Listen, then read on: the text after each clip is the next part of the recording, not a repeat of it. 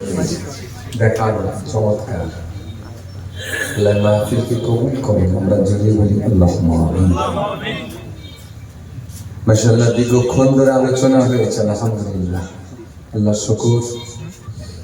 আপনার মহানবী বাড়ি আমাদের অত্যন্ত প্রিয়, সকলের কাছের মানুষ, খুব সম্মানীয় ব্যক্তি আমাদের জনাব হযরত হাফেজ মাওলানা আব্দুস সবুর মন্ডল সাহেব, মাশাআল্লাহ সুন্দর কিছু বয়ান আপনাদের খেদমতে করেছে, আপনারা সকলেই শ্রবণ করেছেন। গুনাহগার সংক্ষিপ্ত কিছু বয়ান করে আপনাদের খেদমত থেকে বিদায় নেব। খুব কষ্ট আপনাদেরকে দেবো না, খুব বেশি সময় না, অল্প সময় কিছু আলোচনা করে আপনাদের খেদমত থেকে বিদায় নেব।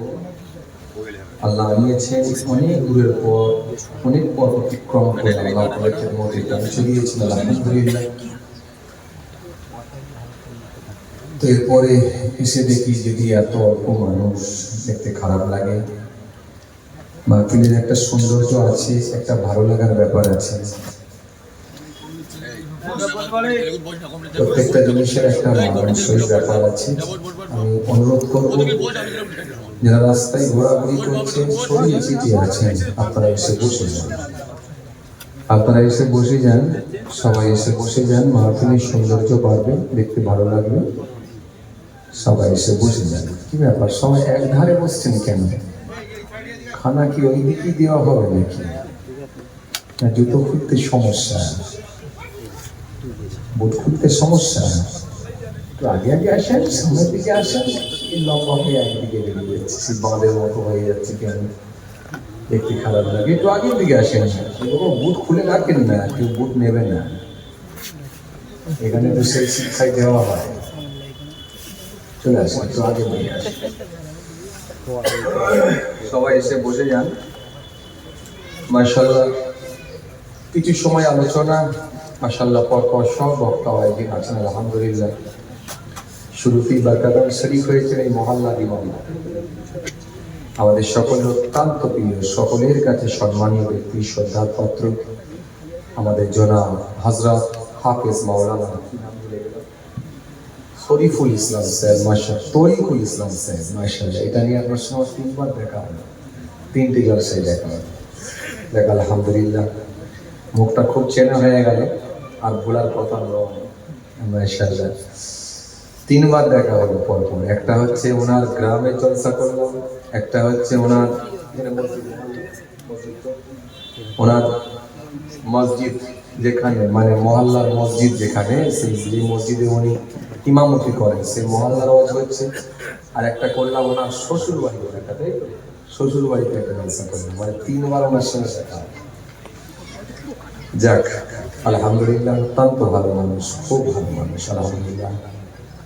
আল্লাহ মাহফিলকে কবুল করেন, আল্লাহ আমাদের সকলকে সিরাতুল মুস্তাকিমের পথের পথিক বানিয়ে দেন। আমরা জড়িয়ে পড়ি আল্লাহুম্মা আমিন। ভাই একটু মাইকটা ঠিক করে, মাইকটা ঠিক করে দেন।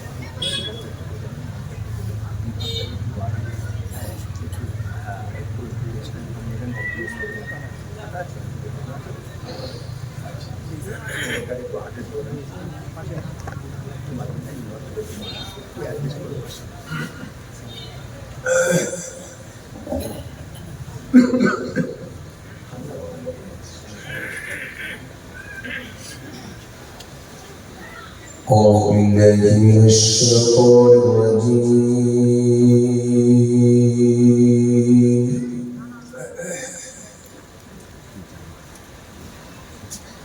بسم الله الرحمن الرحيم.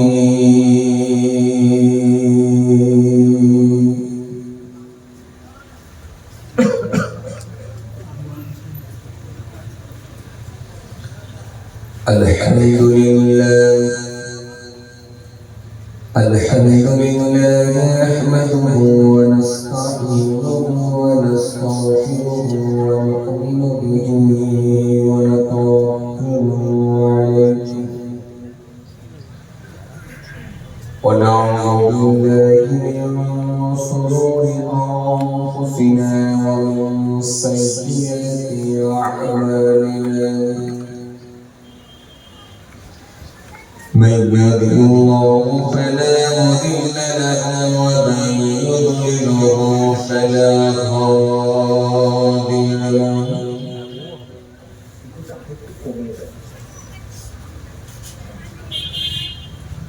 ونشهد أن لا إله إلا الله وحده لا شريك له ونشهد أن محمدا عبده ورسوله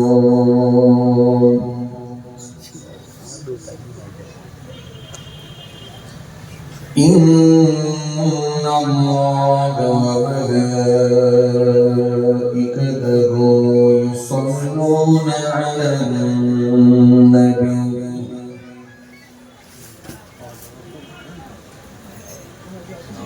يا أيها الذين آمنوا صلوا عليه وسلموا تسليما اللهم صل على سيدنا مولانا محمد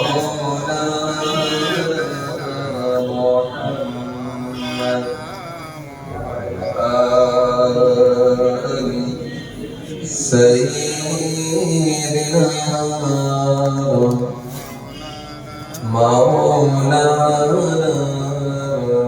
محمد بسم اللهم صل على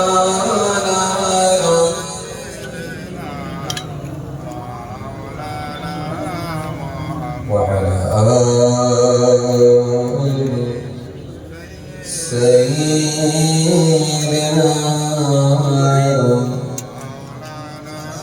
مولانا محمد أربع محمد رسول اللهم صل على سيدنا مولانا محمد وعلى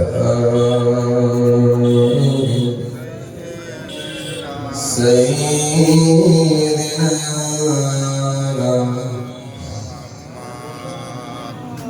مولانا محمد يا سياق سرچار দেখুন করিল কাকে দেখে বনের পশু চিনিল সে যে মোদের নবী কমলি আলা একসাথে পরবে সাল্লি আলা আল্লাহুম্মা সাল্লি আলা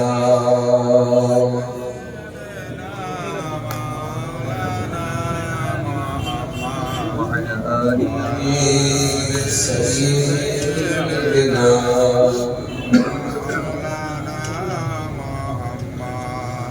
যখন জনম তুমি নিয়েছিলে ভাবে তুমি মাত্র কেঁদেছিলে হেসেছিল সবে এমন জীবন হবে করিতে গঠন মরণে হাসিবে তুমি কাঁদিবে ভুবন আল্লাহুম্মা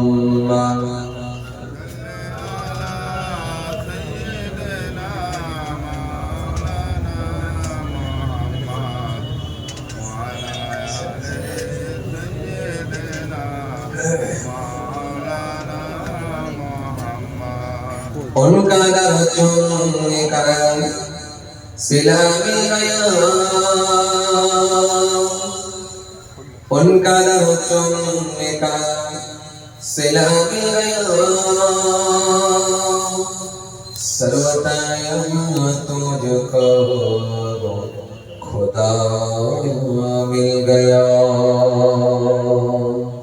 आसियों का बड़ा मर्तबा मिल गया, हसर में दाने मुस्तफा मिल गया, अल्लाहुम्मा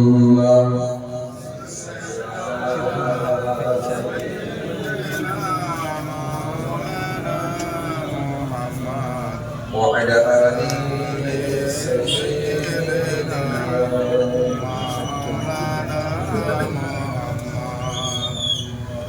যখন জনম তুমি নিয়েছিলে বটে, তুমি মাত্র কেঁদেছিলে হেসেছিল সবে, এমন জীবন হবে করিতে বটন, মরণে আসিবে তুমি কাঁদিবে ভোবাল, আল্লাহুম্মা সাল্লি আলা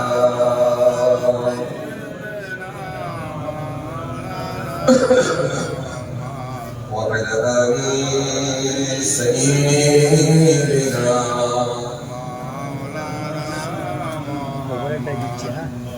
महबूब की महफिल को महबूब सजाते हैं, महबूब की महफिल को महबूब सजाते हैं, अल्लाहुम्मा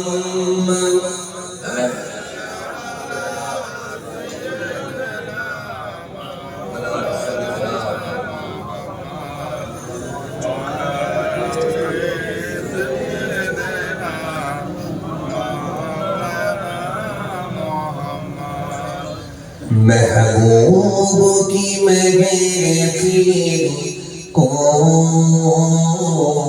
महबूब सजाते हैं, महबूब की महफिल को महबूब सजाते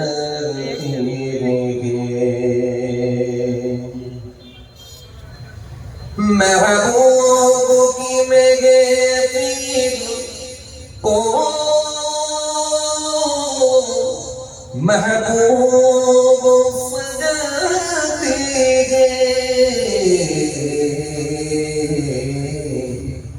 आते होगी जिनको कर बुलाते हैं, आते होगी जिनको सर कर बुलाते हैं, अल्लाहुम्मा सय्यदना वला सय्यदना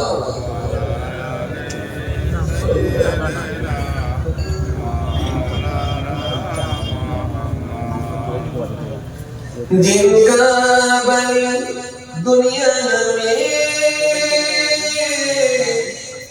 कोई भी नहीं वाली,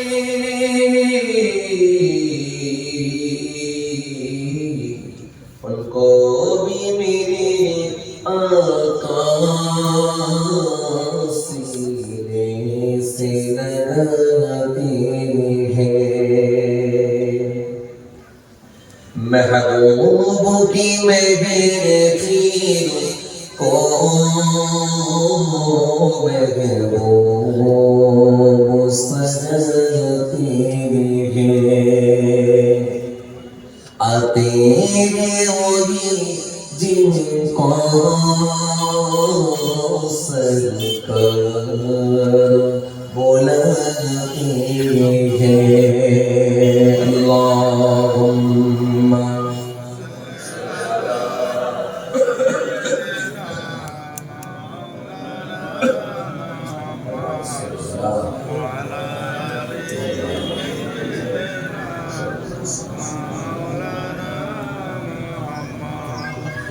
وقال الله تعالى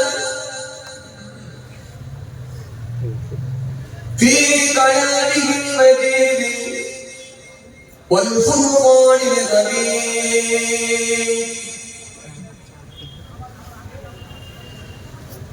يا أيها الناس اعبدوا ربكم الذي خلقكم والذين من قبلكم لعلكم تتقون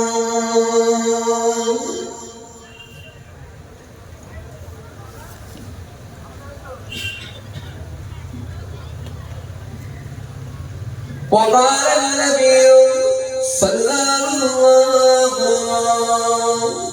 عليه وسلم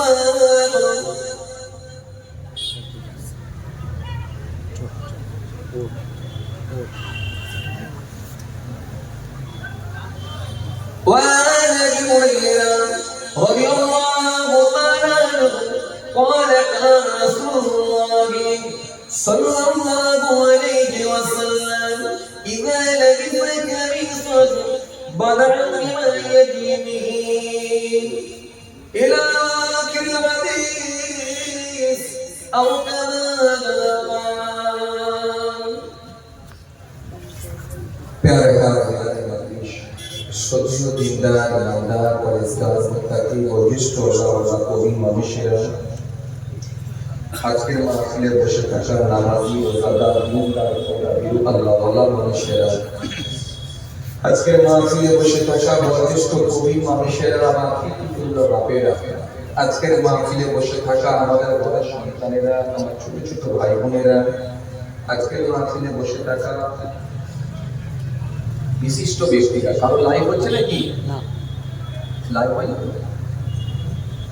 আজকের মাহফিলে বসে থাকা দূরান্ত থেকে আগত মেহমান গণেরা আজকের মাহফিলে বসে থাকা এই মসজিদের মুসল্লি কিরাম দূরান্ত থেকে আগত মেহমান আজকের মাহফিলে আগত বিশিষ্ট ব্যক্তি হাফেজে কোরআন উলামায়ে কিরাম মুফাসসির কিরাম আল্লাহ পাকের হাজির আমরা খাস করে এই মহল্লার ইমাম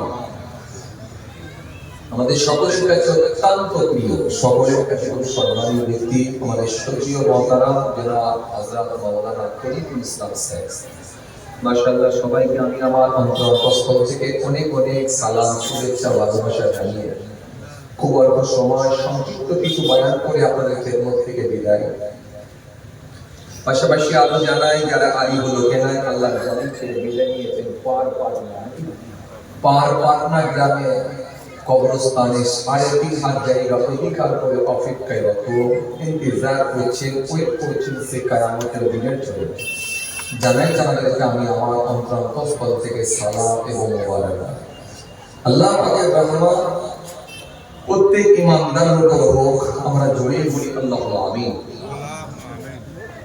মাশাআল্লাহ আলহামদুলিল্লাহ আজকে এই পারপাটনা গ্রামে যুবক ভাইদের প্রচেষ্টায় আমরা সকলের সহযোগিতায় মহান আল্লাহ পাকের কৃপায় প্রতি বছরের ন্যায় এই বছর আল্লাহ করিয়ে নিয়েছেন ইসারে সওয়াবের মাহফিল জিকরুল্লাহ জিকরুন মাহফিল আমরা বেশ কিছু মানুষ এক জায়গায় জমায়েত করেছি আলহামদুলিল্লাহ অনেক আমি মসজিদের মুসল্লিদেরকেও দেখতে পাচ্ছি আলহামদুলিল্লাহ তারাও এসে বসেছেন অনেক যুবক ভাইরা বসেছে অনেক বিশিষ্ট মানুষরা এসে বসেছে সবাইকে আমি আমার অন্তঃস্থল থেকে অনেক অনেক সালাম শুভেচ্ছা ভালোবাসা জানিয়ে খুব অল্প সময় সংক্ষিপ্ত কিছু বয়ান করে আপনাদের খেদমত থেকে বিদায় এসেছি আপনাদের খেদমতে আপনাদের ছেলে আপনাদের ভাই দরবারে ফুরফুরা শহীদ ছোট হুজুর কিবলা রাহমাতুল্লাহ আলাইহি হুজুরের নাতি অর্থাৎ ছোট হুজুর কিবলার মেয়ে ছেলে দরবারে কেবলা বলি হুজুর পীর কেবলা রহমাতুল্লাহ আলাইহি, ইমরান হুজুর কেবলা রহমাতুল্লাহ আলাইহি হুজুরের হাতে হাত দিয়ে দস্তে বায়াত সোহবতে আসা কলকাতা 9 নম্বর হল্লার যিনি পীরনগর পীর সাহেব ছিলেন, আহলে বায়াতের খানদান ছিলেন, যিনার জানাজায় কম বেশি প্রায় 12 লক্ষ মানুষের সমাগম হয়েছিল।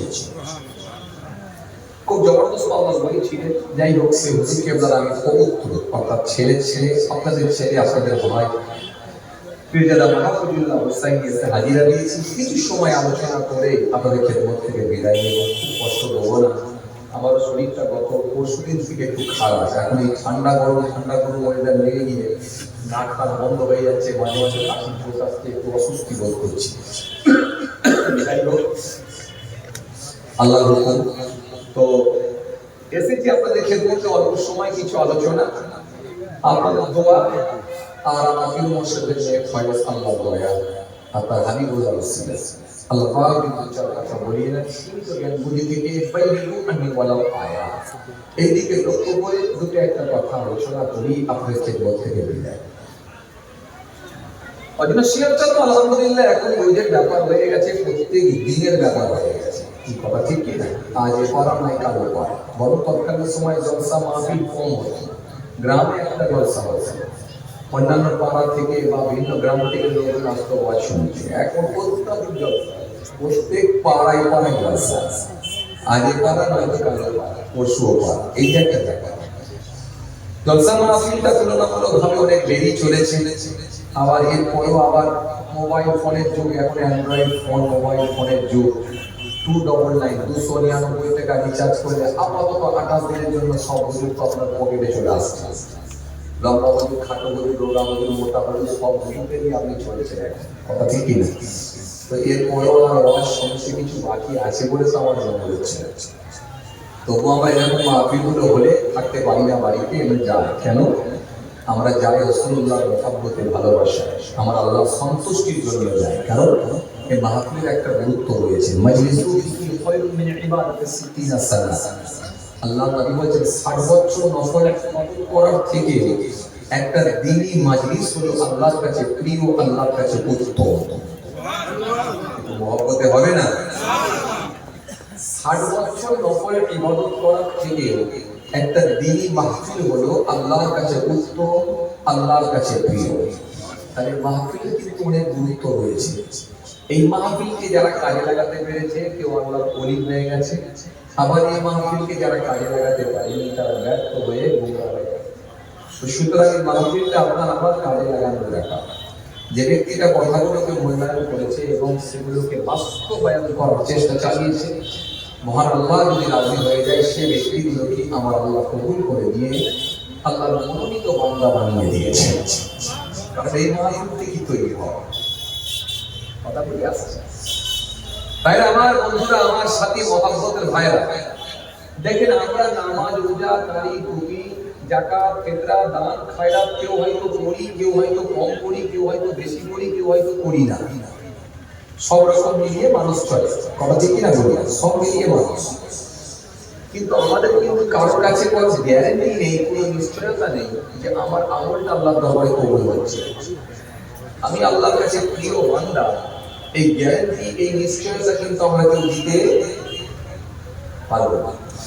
আমরা আমল করি এই কারণে করি যে আমার আল্লাহর নির্দেশ, আমার আল্লাহর হুকুম, আর তার হাবিবুল্লাহ তিনি আমাদেরকে শিখিয়ে দিয়ে গেছেন। সুতরাং আমলকারীকে আমার আল্লাহ বড় ভালোবাসেন। কারণ কোরআন তো স্পষ্ট ঘোষণা দিয়েছে, ইন্নাল্লাযীনা আমানু ওয়া আমিলুস সালিহাত কানাত লাহুম জান্নাতুল ফিরদাউসি নুজুলা। নিশ্চয় যারা ঈমান এনেছে আর পৃথিবীর জমিনে সৎ কর্ম, ভালো কাজগুলো করেছে, আল্লাহ বলেছেন তাদের জন্য রয়েছে আমার জান্নাতুল ফিরদাউস। তাহলে এই আমল আর ঈমান, এই দুটো জিনিস ঠিক রাখতে পারলে তবে আশা করা যায় আল্লাহ দয়া করে যদি জান্নাত দেয়। কিন্তু আমল করার পরেও কেউ হয়তো আল্লাহ পাকের দরবারে কেটে যাবে, আবার কারোর আমলটা আল্লাহর দরবারে কবুল হবে। সবার আমল কিন্তু আল্লাহর দরবারে কবুল হবে না, এটা একটা ব্যাপার। এই জন্য আমলটা করতে হবে সিস্টেমেটিক, যেমন রাসূলুল্লাহ শিখিয়েছেন সেই সিস্টেমে, সেই পদ্ধতিতে আপনাকে আমাকে করতে হবে। যাতে করে আল্লাহর সন্তুষ্টি, আল্লাহকে রাজি। আল্লাহকে যদি আপনি রাজি করতে পারেন আমল করে, নিশ্চিতভাবে আপনি কেনা, আপনি সাকসেসফুল। এই যে রাসূল করিম সাল্লাল্লাহু আলাইহি ওয়াসাল্লাম একটা হাদিস দিয়েছে, হাদিসটা হযরত আবু হুরায়রা রাদিয়াল্লাহু তাআলা থেকে বর্ণিত হাদিস। عن ابي هريره رضي الله عنه قال قال رسول الله صلى الله عليه وسلم اي الناس اكرم قال اكرمكم عند الله اتقاكم। হযরত আবু হুরায়রা রাদিয়াল্লাহু তাআলা থেকে বর্ণিত হাদিস, নবীকে জিজ্ঞাসা করা হলো আই الناس اكرم قال اكرمكم عند الله اتقاكم। নবীকে জিজ্ঞাসা করা হলো হুজুর সম্মানীয় ব্যক্তি কে? নবীকে জিজ্ঞাসা করা হলো কি সম্মানীয় ব্যক্তি কে?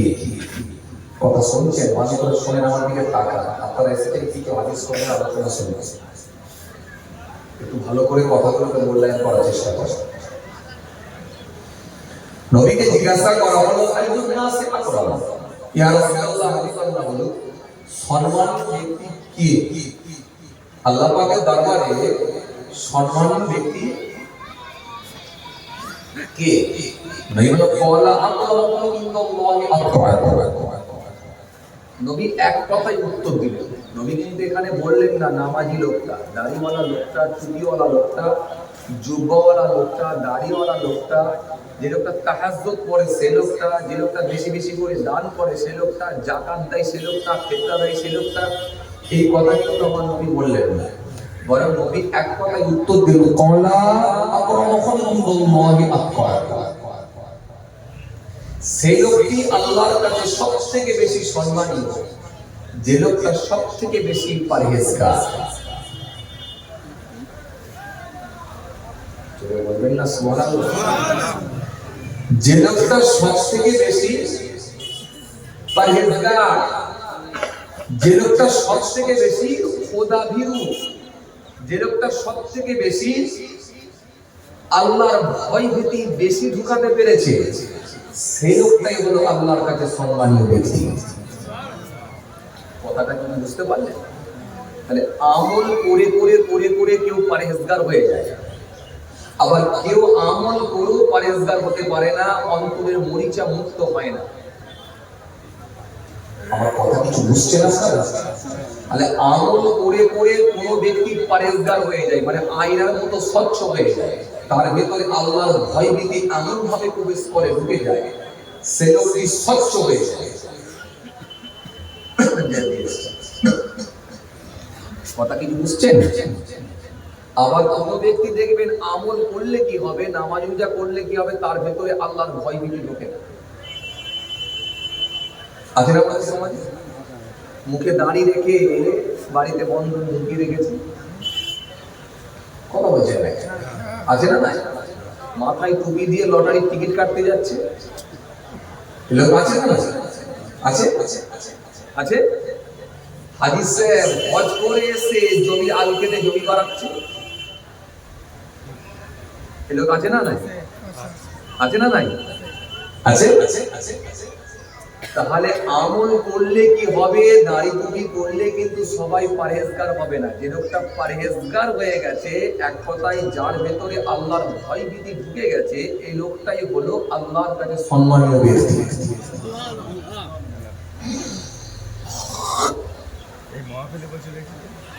কথা কিছু বুঝছেন বাপ? হ্যাঁ, তাহলে এই দাড়িটা, এই টুপিটা, এই জুব্বাটার কোনো গুরুত্ব নেই যদি আল্লাহর কাছে কবুল না হয়। এই দাড়িটা, এই টুপিটা, এই জুব্বা, এই নামাজ, এই রোজা, এই জিকিরের কোনো মূল্য নাই যদি আল্লাহর কাছে আপনি স্বচ্ছ ব্যক্তি হিসাবে কবুল না হয়, পরহেজগার হিসাবে কবুল না হয়, তাহলে কিন্তু আল্লাহ তাআলার কোনো মূল্য নেই। তাহলে দাড়ি, টুপি, নামাজ, রোজা, হজ, যাকাত ইত্যাদি যাই থাকুক না কেন, আপনাকে কতটা পরহেজগার বানিয়েছে এটা দেখতে হবে। একটা দাড়ি কাটার সঙ্গে আপনার তফাৎ আছে কতটা দেখতে হবে।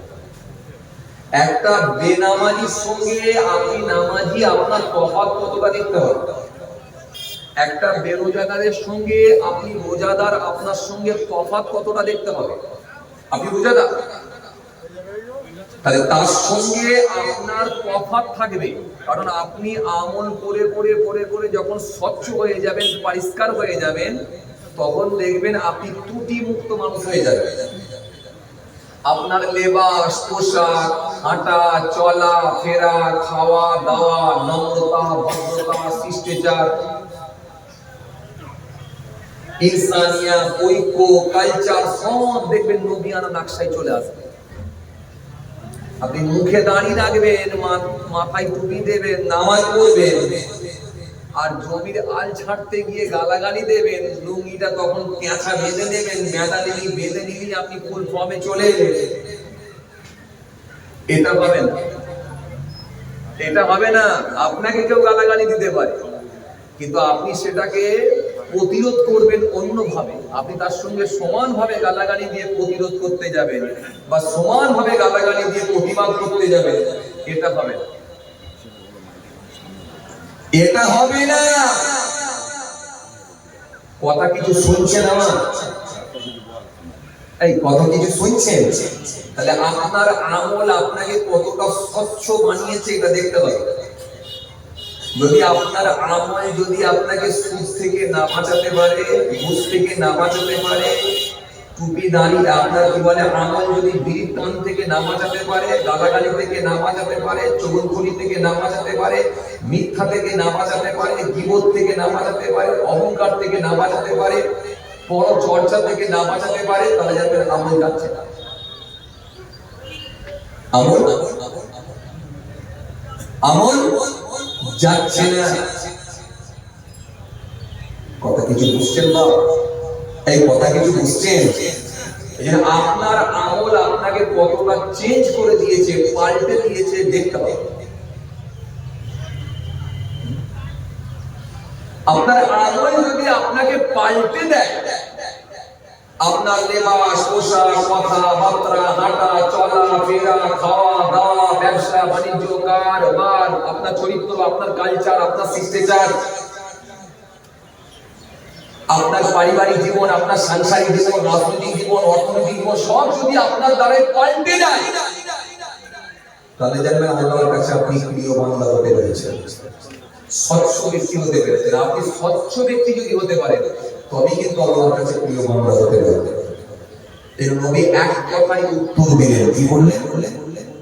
সেই ব্যক্তিটাই আল্লাহর কাছে সম্মানীয় ব্যক্তি, যে ব্যক্তিটা যত বেশি পরেজগার হতে পেরেছে।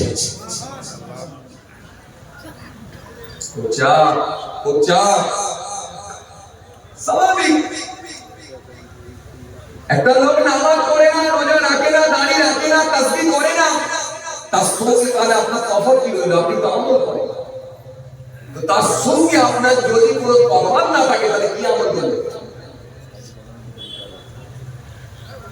সে আপনাকে জমি আলকেটে বাড়াতে পারে, সে আপনাকে দুটো গালাগালি দিতে পারে, কিন্তু আপনি তো উপদেশ করবেন, সেটা পূর্ণভাবে করবেন, ভদ্র ভাষায় করবেন, আপনার মধ্যে নম্রতা থাকবে, আপনার মধ্যে দেখিয়ে মনে হবে যে লোকটার ইবাদত করে, এই লোকটার কথাবার্তার ধরনটাই আলাদা।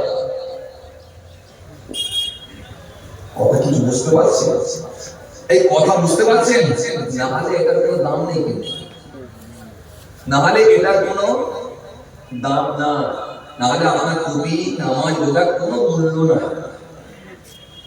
যদি একটা বেধর্মের সঙ্গে আপনার তফাৎ না থাকে, একটা বেনামাজি, বেরোজাদার, একটা কি বলে যে লোকটা আমল করে না, তার সঙ্গে যদি আপনার তফাৎ না থাকে, তাহলে আপনি কি আমল করবেন? তফাৎ তো হতেই হবে। আর যখন আপনি তফাৎ হয়ে যাবে, তার সঙ্গে আপনার মিলবে না, তখনই জানবেন আল্লাহর কাছে আপনি প্রিয় বান্দা হতে পেরেছেন। এই জন্য যত বেশি ভয় ভীতি আপনার ভেতরে ঢুকবে, তত বেশি আপনি স্বচ্ছ হবেন, স্বচ্ছ আল্লাহর কাছে প্রিয় বান্দা হবেন। হে তরুণিয়া, মুসলমান জামাকেরা, হে আমার মুরব্বিরা, বাবা শুনে রেখে দিন, চলুন আমি আপনাদের সামনে আরেকটা হাদিস বলে যাই। عن أبي هريرة رضي الله عنه عن النبي صلى الله عليه وسلم قال إياكم وظن فإن الظن أكذب الحديث ولا تصدوا ولا تجسسوا ولا تحسدوا ولا تدابروا ولا تباغضوا وكونوا عباد الله إخوان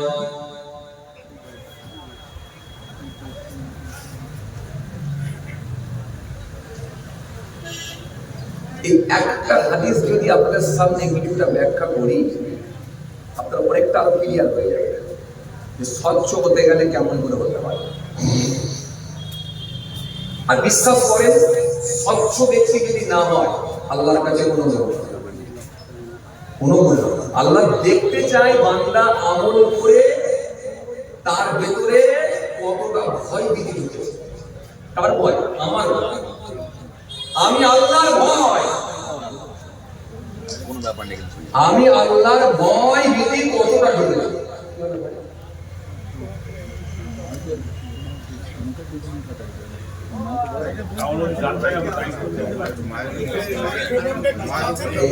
আপনারা বুঝতে পারছেন? সেই সেখানে বুঝে কি করবো বলেন দিকে? সে ঘরে শুয়ে আছে তাকে শুয়ে কি করবো? এরা যদি বুঝতে পারে এরা তো শোনার জন্য এসেছে, এরা তো শুয়ে আছে থাকবে না। সামনে কথাটা বলুন, তাহলে বাইরের আওয়াজটা একটু ভালো হবে ভাই। মনে কিছু করবেন না, বুঝলেন? একটু মাইকের সামনে কথাটা বলুন।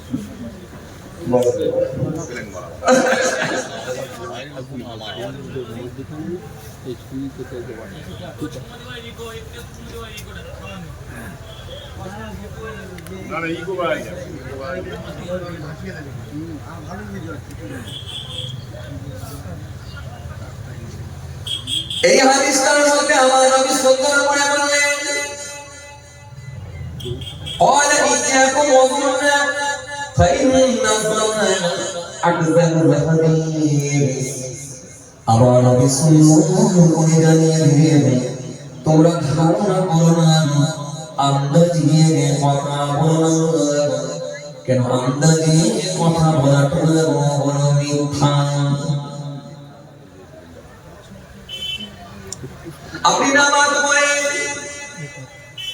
আপনি রোজা রাখেন, আপনি মাথায় টুপি দিয়েছেন, আপনি যাকাত দেন, আপনি দান করেন, মিথ্যা বলতে আপনি ভয় পাবেন, কিন্তু মনে করে দেখেন ও বাবাজি আমার ভাইরা, মিথ্যা যদি সরাসরি আপনি নাও করে থাকেন ইনডাইরেক্ট ভাবে আপনি অনেক সময় মিথ্যা বলে ফেলেছেন।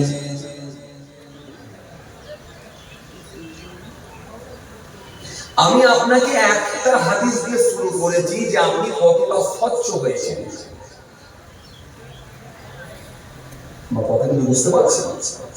আপনি যে নামাজ রোজা করলেন, তিন ধর্ম মানছেন, আপনি কতটা স্বচ্ছ হতে পেরেছেন। স্বচ্ছ ব্যক্তি যদি হতে পারেন তবে আল্লাহর কাছে বেনিফিট আছে।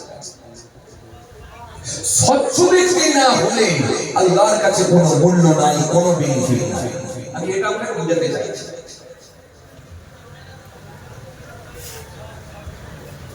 কেন একটা বেনামাজির সঙ্গে বেদানির সঙ্গে, একটা টুপি ছাড়ার সঙ্গে, একটা বেরোজগারের সঙ্গে তাহলে আপনার তফাৎ কি রয়েছে?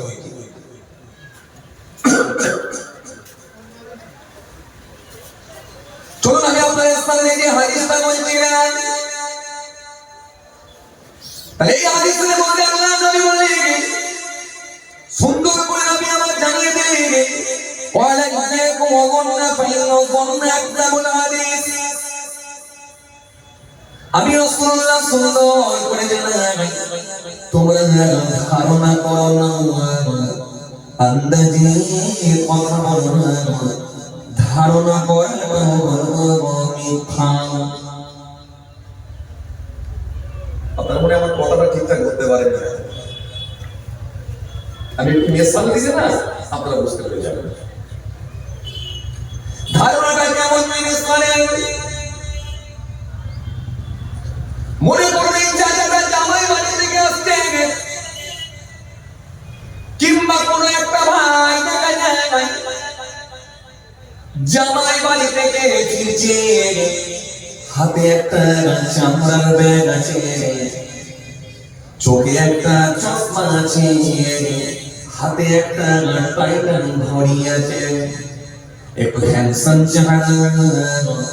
জামাই বাড়ি থেকে যখন ফিরছে, জামাই বাড়ি থেকে যখন ফিরিয়ে আপনার গ্রামের রাস্তায় ধরে গেছে, অমনি মাথায় বসে বসে তিনটে ছেলে আপনাকে দূর থেকে দেখে কমেন্ট করে উঠল, দেখ এই মাত্র কলকাতা থেকে ফিরছে, টাটকা কামিয়ে নিয়ে ঢুকছে, দেখ।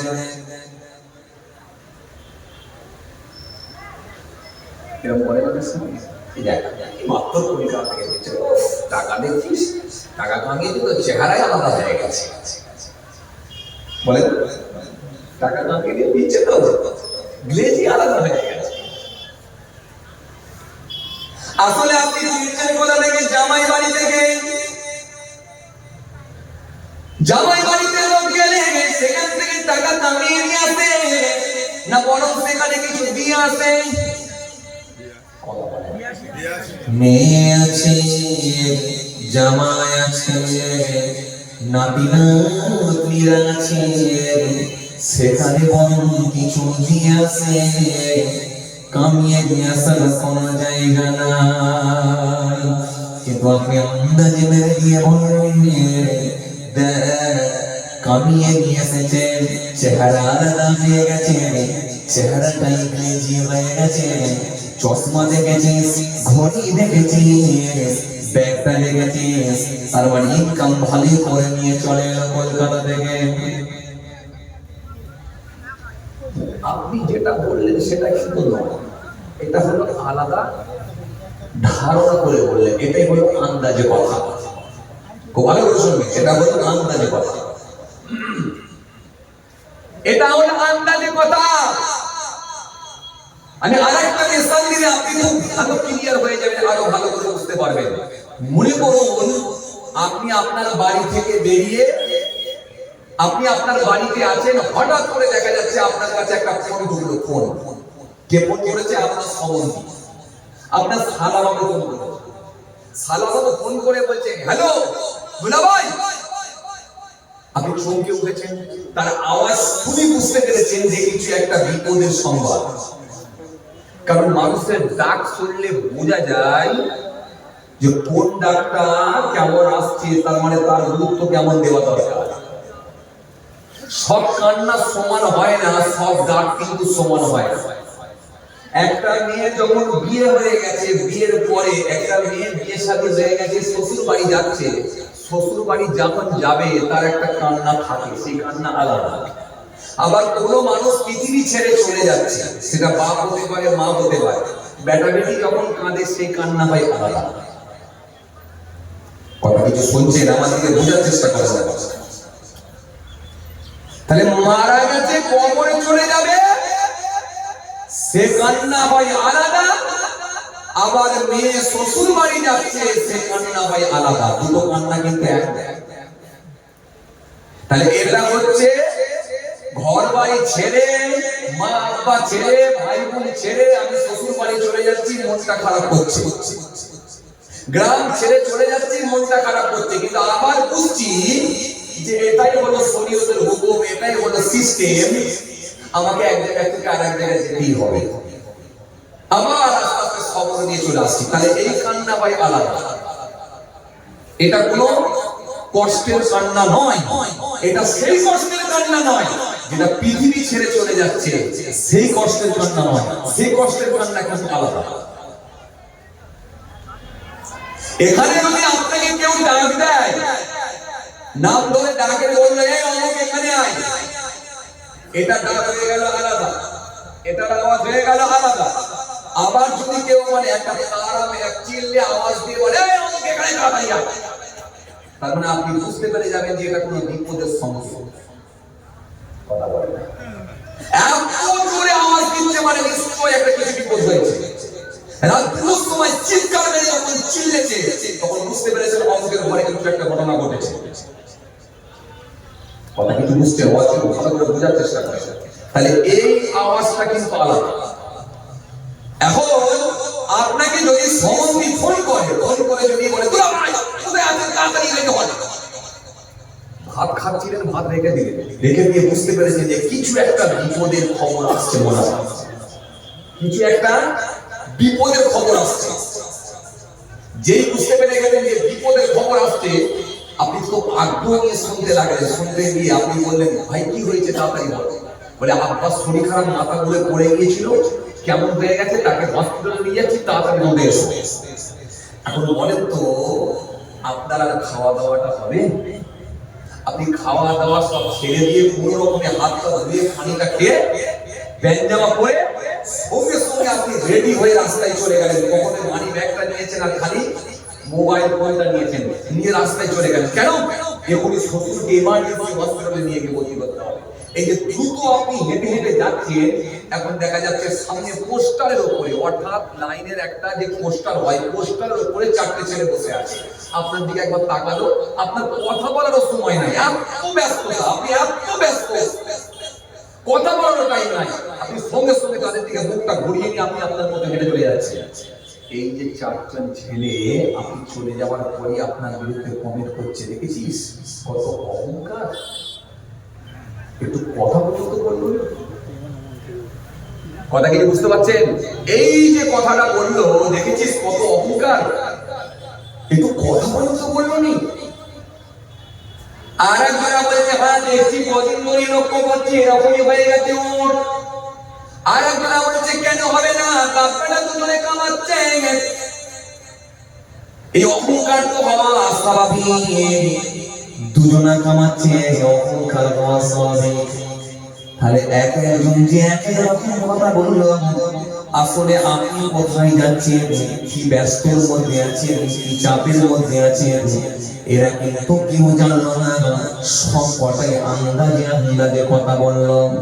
নবী বললেন এই ধারণা করে কথা বলো না, এটা নাই হলো মিথ্যা। আজ কিছু বুঝছেন কথা আপনারা? মিশাল না দিলে আপনি বুঝতে পারবেন না। বুঝতে পারলেন? এই যে আপনি আন্দাজে কথাটা বলে দিলেন, এটাই হলো মিথ্যা। ওয়ালাইয়াকুম কুন্না ফাইন্না যান্না আকযাবুল হাদিস। আল্লাহ নবী সুন্দর করে বললেন ধারণা করো না, আমি রাসূলুল্লাহ বলছি এই ধারণা করে কথা বলাটাই হলো মিথ্যা। তোমার বলা দরকার ছিল ভাই জানি না কোথায় যাচ্ছে, কি অবস্থায় আছে। লোকে সব সময় এক সমান থাকে না, ব্যস্ততাও থাকতে পারে, কিন্তু এটা না বলে তুমি বললে অহংকার। আরেকজনা বললো বাপ বেটা দুজনে কামাচ্ছে, আরেকজনা বলে দিল, আরেকজনা বললো বড্ড পয়সা হয়ে গেছে। তোমরা প্রত্যেকে তো আলাদা আলাদা আলাদা আলাদা কমেন্ট করলে, এই বাজে যে কমেন্ট করলে এটাই হলো মিথ্যা।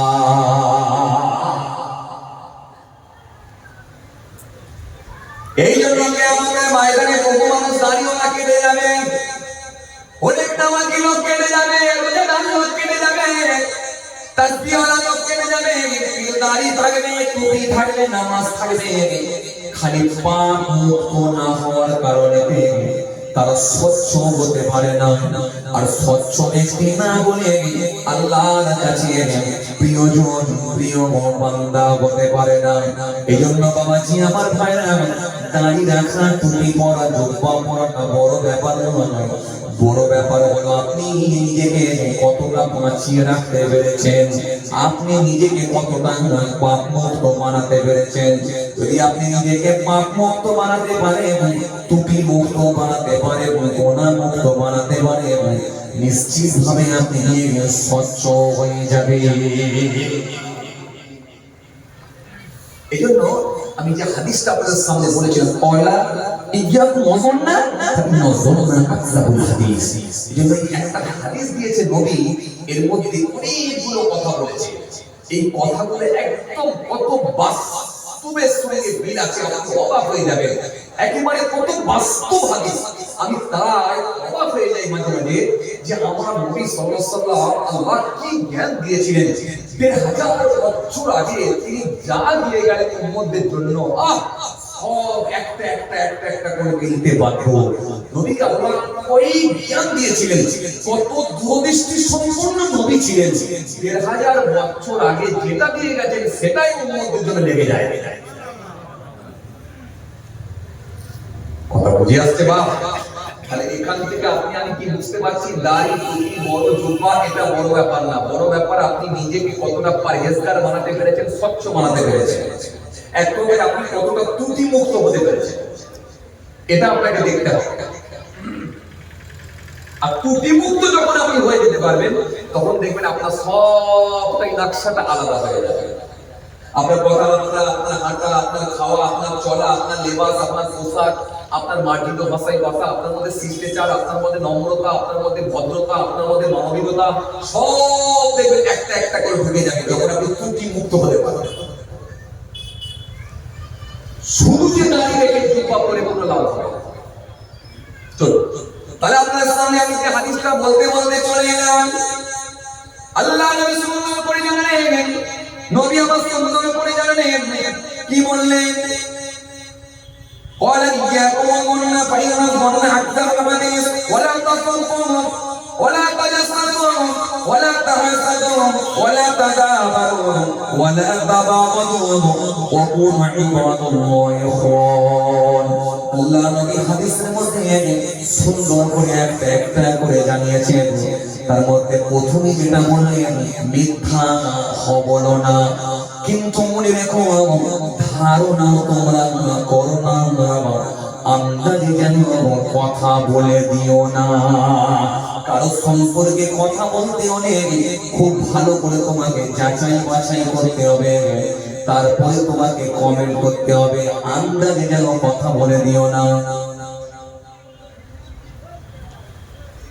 আপনাদের মহল্লার ইমাম শুক্রবার দিনে, জুমার দিনে রাস্তাটা পার হয়ে সেলুন দোকানে যাচ্ছে, চুল দাড়িটা সেভ করবো, আর ওই দোকানের পাশে, সেলুনের পাশে একটা লটারির দোকান আছে।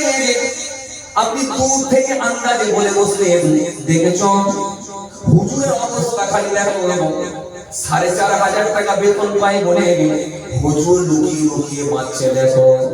এখনই জুম্মায় খুতবা দিতে গিয়ে লম্বা লম্বা লেকচার মারবে, আবার দেখো তিনি কোথায় যাচ্ছে দেখো। কিন্তু আপনি একবার শেষ পর্যন্ত দেখলেন না, মহল্লার ইমাম কোথায় যাচ্ছে এটা দেখলেন না। যদি দেখতেন তাহলে বাজে কমেন্টটা করতেন না। ইমাম সাহেব যাচ্ছে চুল দাড়ি সেট করার জন্য সেলুনের দোকানে, আর আপনি বাজে কমেন্ট করে বসলেন, দেখো হুজুরের অবস্থা, হুজুর যাচ্ছে দেখো কোথাও লটারির দোকানে। এই যে আন্দাজে কথা বলে চললেন, ধারণা করে কথা বললেন, আপনি 100% গুনাহগার হয়ে গেলেন, পাপী হয়ে গেলেন।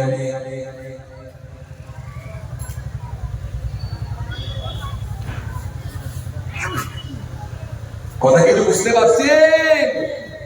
হ্যাঁ, কথা কিছু বুঝতে পারছেন? এই বিশাল চাপ, দাড়ি টুপি জুব্বা শুধু রাখলে হয় না, পড়লে হয় না, নিজেকে স্বচ্ছ বানাতে গেলে অনেক চাপ। আর স্বচ্ছ যদি বানাতে পারেন তাহলে আল্লাহর কাছে আপনি প্রিয় হতে পারবেন। স্বচ্ছ যদি নিজেকে না বানাতে পারেন তাহলে আল্লাহর কাছে প্রিয় হতে পারবেন না। ওই দাড়ি টুপি জুব্বার কোনো দাম থাকবে না। ইন্নাল্লাহ লা ইয়ানজুরু ইলা সুওয়ারিকুম ওয়া আমওয়ালিকুম ওয়ালাকিন ইয়ানজুরু ইলা কুলুবিকুম ওয়া আমালিকুম। এত সহজ। এটা আপনার থেকে বড় দানি ছিল রবীন্দ্রনাথ ঠাকুরের। কথা বলেন না কেন? কথা বলেন না কেন? আপনার থেকে তো বড় দানি ছিল হরিদাস সিং এর, আপনার থেকে তো বড় দানি ছিল হরভজন সিং এর, আপনার থেকে তো বড় দানি ছিল শিবু সোরেনের, আপনার থেকে বড় দানি ছিল জি জি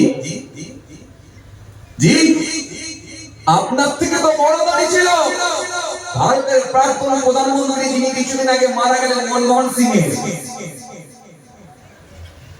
দাড়িটা রাখলে শুরু হয়ে গেল, টুপি পড়লি হয়ে গেল, জুব্বা পড়লি হয়ে গেল, নামাজ পড়লি হয়ে গেল। না, আপনার ইবাদত আপনাকে কতটা চেঞ্জ করতে পেরেছে, কতটা পাল্টে দিতে পেরেছে, এটা বড় ব্যাপার। এটা বড় ব্যাপার। এরপরে আমার নবী সুন্দর করে জানালেন, কি বললেন?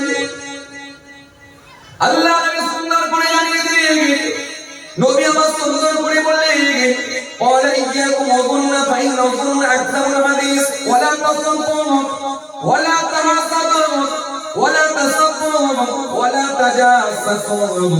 নবী আমার সুন্দর করে জানালেন, সুন্দর করে আল্লাহ নবী জানিয়ে দিলেন কি বলেন, ওয়ালা তাসাব্বু, তোমরা যেন গালি দিও না। আজকের দিনে গালি দেওয়ার লোক আছে না নাই? কত দাড়িওয়ালা লোক গালি দেয়, কত হাদিস সাহেব গালি দেয়, কত নামাজিও গালি দেয়। দেওয়ার পরে আমার কাস্টমারকে বলছে, ভাই একটু গালি না দিলে এরা কথা শুনতে চায় না। আপনি নিজেকে বলছেন আমি স্বচ্ছ দাড়িওয়ালা নামাজি হাদিস সাহেব, আপনি নিজেকে বলছেন আমি দরবেশ সাহেব, আমার গালি দেয় অভ্যস্ত। কত মানুষ আছে দেখেন গালি দেওয়াতে অভ্যস্ত। অনেক রাজমিস্ত্রি দেখবেন তারাও দেখবেন গালি দেয়, তাই না? লেবারকে যখন বলেছে সিমেন্টটা মাখা,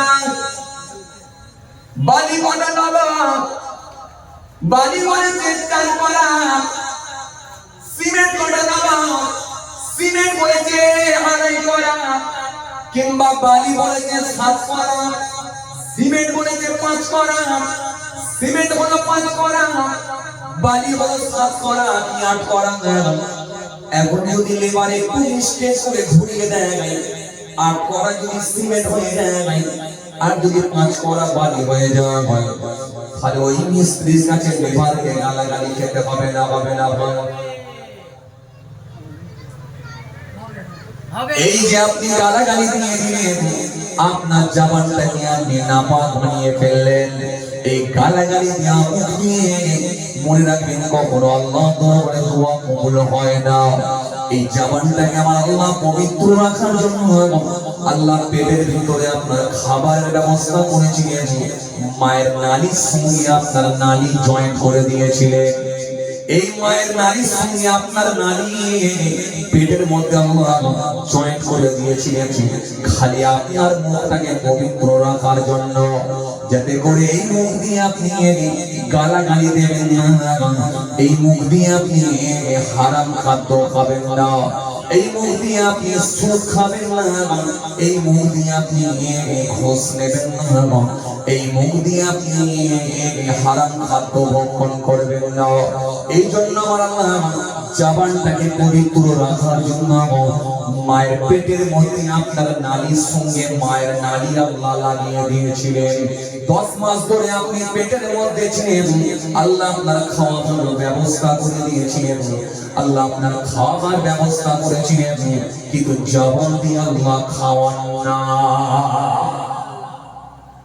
আপনি যখন 10 মাস ধরে মায়ের পেটের মধ্যে ছিলেন, আল্লাহ পাক আপনার খাবারের ব্যবস্থা করেছিলেন। ওই মায়ের নাপাক রক্তটা আপনার নালীর মধ্যে দিয়ে মায়ের নালীর সঙ্গে আল্লাহ লাগিয়ে দিয়েছিলেন, আপনাকে আমার আল্লাহ খাবার খাইয়েছিলেন, কিন্তু আমার আল্লাহ পেটের মধ্যে আপনার জবান দিয়েও খাওয়াতে পারতেন, আল্লাহ ইচ্ছা করলে আপনার মুখ দিয়েও খাওয়াতে পারতেন, কিন্তু আল্লাহ মুখ দিয়ে খাওয়ান না। কেন? বান্দাকে আমার আল্লাহ বড় ভালোবাসে, এই মুখটাকে আমি আল্লাহ নাপাক করব না। এই নাপাক রক্ত মুখ দিয়ে যাবে না, নাপাক রক্ত নারীর সঙ্গে নারী লাগিয়ে দিয়ে খাওয়াবো। বাচ্চা যখন ভূমিষ্ঠ হবে, দুনিয়ার জমিনে যখন বাচ্চা আসবে, আমি আল্লাহ জবান দিয়ে খাবার ব্যবস্থা করে দেব। আর এই জবান দিয়ে বারে বারে আমি আল্লাহ আল্লাহ বলে ডাকবে। এই জবান দিয়ে বারে বারে লা ইলাহা ইল্লাল্লাহ মুহাম্মাদুর রাসূলুল্লাহ সাল্লাল্লাহু আলাইহি ওয়াসাল্লাম বলে কালিমা শরীফটা পড়ে নেবে। এই জবান দিয়ে দরুদ শরীফ পড়বে, এই জবান দিয়ে সূরা ফাতিহা শরীফ পড়বে। ও আমার বান্দা, তোমার মুখটাকে আমি আল্লাহ পবিত্র রেখেছি, যাতে করে তুমি কোরআন তেলাওয়াত করবে, আমি আল্লাহকে ডাক দেবে, আর পৃথিবীর জমিনে হালাল খাদ্য খেয়ে তোমার মুখটাকে তুমি পবিত্র রাখবে। কিন্তু বান্দা, তুমি তোমার মুখটাকে পবিত্র রাখলে না, পৃথিবীর জমিনে বান্দাকে তুমি গালাগালি করলে। ও বান্দা, পৃথিবীর জমিনে গিয়ে তুমি হারাম খাদ্য ভক্ষণ করলে, পৃথিবীর জমিনে বেশি বেশি করে হারাম খাওয়ার কারণে তোমার জবানটাকে তুমি নাপাক করে দিলে। ও বান্দাই, পৃথিবীর জমিনে তোমার জবানটাকে তুমি খারাপ করে ফেললে। পৃথিবীর জমিনে তোমার জবানকে পবিত্র রাখার জন্য আমি আল্লাহ নারীর মাধ্যমে খাওয়ার ব্যবস্থা করেছিলাম, কিন্তু না না, পৃথিবীর জমিনে তুমি হারাম খাবার অভ্যস্ত হয়ে গেলে। লোকের মেরে নেওয়া পয়সা খেয়ে নিলে, গরিবের সম্পত্তি মেরে নিয়ে খেয়ে নিলে। আমি আল্লাহ কি কোরআনের মধ্যে বলি না, ইয়া আইয়ুহাল্লাযীনা আমানু লা তুহারিমু তাইয়্যিবা মা আহারাল্লাহু লাকুম ওয়া লা তা'তাদু ইন্নাল্লাহা লা ইউহিব্বুল মু'তাদিন। ইয়া আইয়ুহাল্লাযীনা আমানু, এই বান্দারা, লা তুহারিমু, তোমরা হারাম মনে করো না তাইয়্যিবা, পবিত্র বস্তুগুলোকে, পবিত্র খাবারগুলোকে, মা আহারাল্লাহু লাকুম, যেগুলো আমি আল্লাহ তোমাদের জন্য হালাল করে দিয়েছি। ওয়ালা তা'তাদু, এবং তোমরা সীমা লঙ্ঘন করবে না। তোমরা যেন গণ্ডির বাইরে চলে যাবে না, তোমরা যেন অন্যায় কাজের সঙ্গে যেন সম্পৃক্ত হয়ো না। ওয়ালা তা'তাদু ইন্নাল্লাহা লা ইউহিব্বুল মু'তাদিন, নিশ্চয় আমি আল্লাহ সীমা লঙ্ঘনকারীদেরকে পছন্দ করি না। ও বান্দা, তোর জবান রেখেছিলাম পবিত্র, কিন্তু তুই মদ খেয়ে করে দিলি তোর হারাম, হারাম খাদ্য খেয়ে মদ খেয়ে করে দিলি না পাক। ও বান্দা, তোর জবান রেখেছিলাম পবিত্র, তুই গাঁজার টান মেরে করে দিলি না পাক। ও বান্দা, তোর জবান রেখেছিলাম পবিত্র, কিন্তু লটারির টিকিট মেরে ওই টাকা দিয়ে খাসির গোশত খেয়ে তোর জবানটাকে করে দিলি তুই না পাক। ও বান্দা, তোর জবানকে আমি আল্লাহ পবিত্র রেখেছিলাম, কিন্তু বান্দা পৃথিবীর জমিনে রাজমিস্ত্রি তুমি ঠিকাদারি করে লেবার থেকে গালাগালি দিয়ে সব সময় মুখে করে দিলে না পাক। আমি আল্লাহ এই নাপাক মুখ দিয়ে যদি দোয়া করো, আমার দরবারে কেমন করে দোয়া কবুল হবে একবার বলো। এই জন্য আমার নবী সুন্দর করে বললেন, ওয়ালা তাসাফু, গালি তোমরা যেন দিও না।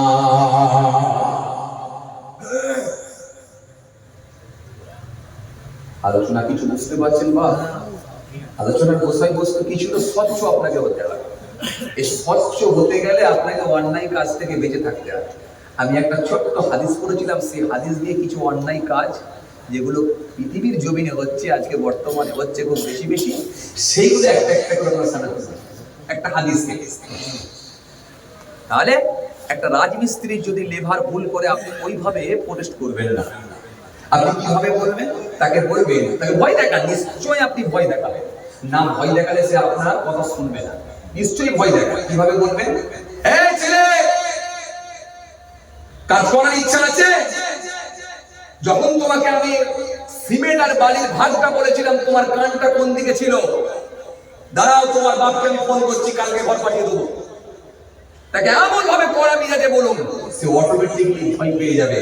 কিন্তু মা, বোন, দাদু, খালা, নানি তুলে গালাগালি দিয়ে মুখকে নাপাক করার কোনো দরকার নাই। এই যে রাসূল বললেন তোমরা গালাগালি দিও না, নবী বললেন তোমরা গালাগালি করো না। আচ্ছা, সামান্য জিনিস নিয়ে মানুষ গালাগালি করার অভ্যস্ত হয়ে গেছে। আমি অবাক হয়ে যাই। একটা মোটরসাইকেলের দোকানে আপনি কাজ করেন, লেবার কাজ করে, খালি আপনাকে বলেছে ড্যান্সটা নিয়ে, 14 নম্বর ডাল ড্যান্সটা নিয়ে। এই 14 নম্বর ডাল ড্যান্সের জায়গায় আপনি এসেছেন 18 নম্বর। যে 18 নম্বর ডাল ড্যান্সটা নিয়ে চলে এলেন, একেবারে অকথ্য ভাষায় আপনাকে এমন গালাগালি শুরু করে দিল, যেন শুনতে কত খারাপ লাগে, মুখটাকে এত ব্যাপার করে ফেলে। মানে কিছু কিছু মানুষের একেবারে মুখে যেন সবসময় গালাগালি লেগে আছে। কথা ঠিক হচ্ছে না ভুল হয়েছে? এগুলো থেকে বিরত থাকতে হবে, এগুলো থেকে বেরিয়ে আসতে হবে। কেন? আপনাকে স্বচ্ছ ব্যক্তি হতে হবে। শুধু দাঁড়িয়ে রেখে নামাজ পড়ে টুপি পড়লে হয় না। আপনাকে ইবাদত করে আপনি কতটা স্বচ্ছ হতে পেরেছেন, এটা আমরা আল্লাহ দেখতে চাই। এগুলো থেকে আপনাকে বেরিয়ে আসতে হবে। এরপরে আমরা সুন্দর করে জানিয়েছেন, হাদিস পাকের মধ্যে পাওয়া যায়, আল্লাহ নবী সুন্দর করে জানালেন, সুন্দর করে আমার নবী বললেন, সুন্দর করে আমার নবী বললেন, ওয়ালা তাজাসসাসু, ওয়ালা তাজাসসাসু, তোমরা অন্যের দোষ ত্রুটি খুঁজে খুঁজে বেরোবে না। অন্যের দোষ ত্রুটি খুঁজে খুঁজে তোমরা বেরোবে না। নিজের দোষ ত্রুটি নিয়ে একবার ভাবো, নিজে কতটা স্বচ্ছ একবার ভাবো, নিজেকে নিয়ে একবার ভাবনা চিন্তা করো, নিজেকে নিয়ে একবার ভাবাও। কিন্তু অন্যের দোষ ত্রুটি তোমরা যেন খুঁজে খুঁজে বের করো না। আজকে আমাদের সমাজে কিছু মানুষ আছে দেখবেন পরের দোষ ত্রুটি খুঁজে খুঁজে বের করার চেষ্টা করে, আছে না? অন্যের দোষ ত্রুটি খুঁজে খুঁজে বের করার চেষ্টা করে। আপনি মোটরসাইকেল চালাবেন জোরে, আপনার বয়স হলো 18 বছর, আপনি মোটরসাইকেল জোরে চালাতেন, কিন্তু 2 বছর পরে আপনার বাপ, আপনার মা, আপনার বড় ভাই আপনাকে বকাবকি করে বললো, ভাই রে এরকম ভাবে যদি মোটরসাইকেল চালাস আর মোটরসাইকেল দেবো না। আপনার বাপ বললো যদি এরকম ভাবে মোটরসাইকেল চালাস আর মোটরসাইকেল দেবো না। এই যে কড়াকড়ি করার পরে দেখা যায় আপনি পুরোটা চেঞ্জ হয়ে গেলেন। এবারে আপনি মোটরসাইকেলটা আস্তে আস্তে আস্তে আস্তে চালাচ্ছেন, তখন আবার পাড়ার দুটো ছেলে আপনার কাছে কি বলছে, কি রে তোর আগের স্টাইল গেল। বুঝতে পারেন না আপনারা? আজ কিছু বুঝতে পারছেন? হ্যাঁ, তাহলে আগে জোরে চালাতো তখন অসুবিধা, এখন আস্তে চালাচ্ছেন তাও অসুবিধা। বলতে যাবে মহাবিপদ। আগে জোরে চালাতো তখন বলো তো বাপকে বলবো এত দূরে মোটরসাইকেল চালাস, একটা নীল রঙের উপর দিয়ে একটা বাচ্চা কাচ্চাকে যদি লেগে যায় তো কি হবে? আর এখন যখন আপনি আস্তে আস্তে চালানোয় অভ্যস্ত হয়ে গেছেন, তখন আবার বলতে কি রে তোর আগের স্টাইলটা গেল কোথায়? এই হচ্ছে মানুষ। আপনার দোষ ত্রুটি সবসময় খুঁজে খুঁজে বার করবে। নবী বলেন এই দোষ ত্রুটি খুঁজে বের করো না, এটা ছাড়ো, তোমার দোষটাকে তুমি করবে। আজকে বুঝতে পারছেন? আপনাকে স্বচ্ছ বানাতে হবে, স্বচ্ছ হতে হবে। এই ছোট্ট একটা হাদিসকে সামনে রেখে কিছু আলোচনা করছি, একেবারে সুন্দর করে পাট পাট করে একটা একটা। আপনি নিজের দোষ ত্রুটিকে নিয়ে ভাবুন, আপনি কতটা ভালো এটা নিয়ে ভাবুন। সমস্যা খালি আমরা ও ভালো নয়, সে ভালো নয়, ও কি করে বাড়ি করলো, ও কি করে গাড়ি করলো, ও কি করে মার্কেট করলো, ও কি করে জমি কিনলো, ওই দেখ কি করেছে এখন দেখ। এই যে সবসময় আমাদের বলা অভ্যাস হয়ে গেছে, এটাই কিন্তু আপনার মাইনাস পয়েন্ট। আপনার টুপি দাড়ি নামাজ রোজা থাকার পরেও জাহান্নামে যাওয়ার একটা কারণ হয়ে যেতে পারে। না আন্দাজে কথা বলি আর লোকের দোষ ত্রুটি খুঁজে বার করবো, এই চিন্তা ভাবনা যেন আমাদের না থাকে। সমস্যা হচ্ছে কি জানেন, দুটো চোখ দিয়ে দেখলে সবকিছু দেখা যায়, আর নিজের চোখে যখন কিছু পড়ে তখন কিন্তু আর দেখা যায় না, তখন অপরের সাহায্য নিতে হয়। তখন অপরের সাহায্য নিতে হয়। নিজের চোখে কিছু পড়লে তখন আর দেখা যায় না, তখন আয়নার সাহায্য নিতে হয়। আর না হলে কাউকে ডেকে বলতে হয়, ভাই আমার চোখে কোন পড়েছে দেখো। কিন্তু আমরা যতদিন বেঁচে থাকবো সবসময় দেখবেন লোকের প্রস্তুতি খুঁজে খুঁজে বার করবো, কিন্তু নিজের প্রস্তুতি কিন্তু একবারও ভাববো না যে আমি কতটা ভালো, এটা নিয়ে কিন্তু একবার ভাববো না। যেদিনে একবার নিজেকে নিয়ে ভাবতাম, যদি নিজেকে নিয়ে একবার ভাবাতে পারতাম যে আমি কতটা ভালো, তাহলে আপনার বিবেক আপনাকে অ্যানসার দিত, উত্তর দিত তুমি কতটা ভালো। তোমার হাত দিয়ে কি গোনা হয়েছে, তোমার পা দিয়ে কি গোনা হয়েছে, তোমার চোখ দিয়ে কি গোনা হয়েছে, তোমার কান দিয়ে কি গোনা হয়েছে, তোমার ঠোঁট দিয়ে কি গোনা হয়েছে, তোমার এই কথার মাধ্যমে কি গোনা হয়েছে, তুমি পৃথিবীর জমিনে কত হারাম খাদ্য খেয়েছো, সব কিছু বেরিয়ে আসতো যদি নিজেকে নিয়ে একবার ভাবাতাম। কথা কিছু বুঝতে পারছেন? তাহলে নবী 3 নম্বরে বললেন তোমরা যেন দোষ ত্রুটি খুঁজে বের করো না কারো। আবার কিছু কিছু লোকের আছে বাজে অভ্যাস আছে, দেখবেন এরা আবার ইমাম সাহেবের দোষ ত্রুটি খুঁজে বার করতে খুব পছন্দ করে। কিছু কিছু লোক আছে দেখবেন বাজে অভ্যাস, যে লোকটা জীবনে নামাজ পড়ে না সেও ইমাম সাহেবের দোষ ত্রুটি খুঁজে বার করে না। এগুলো খুব বাজে অভ্যাস। রাগ কিসের?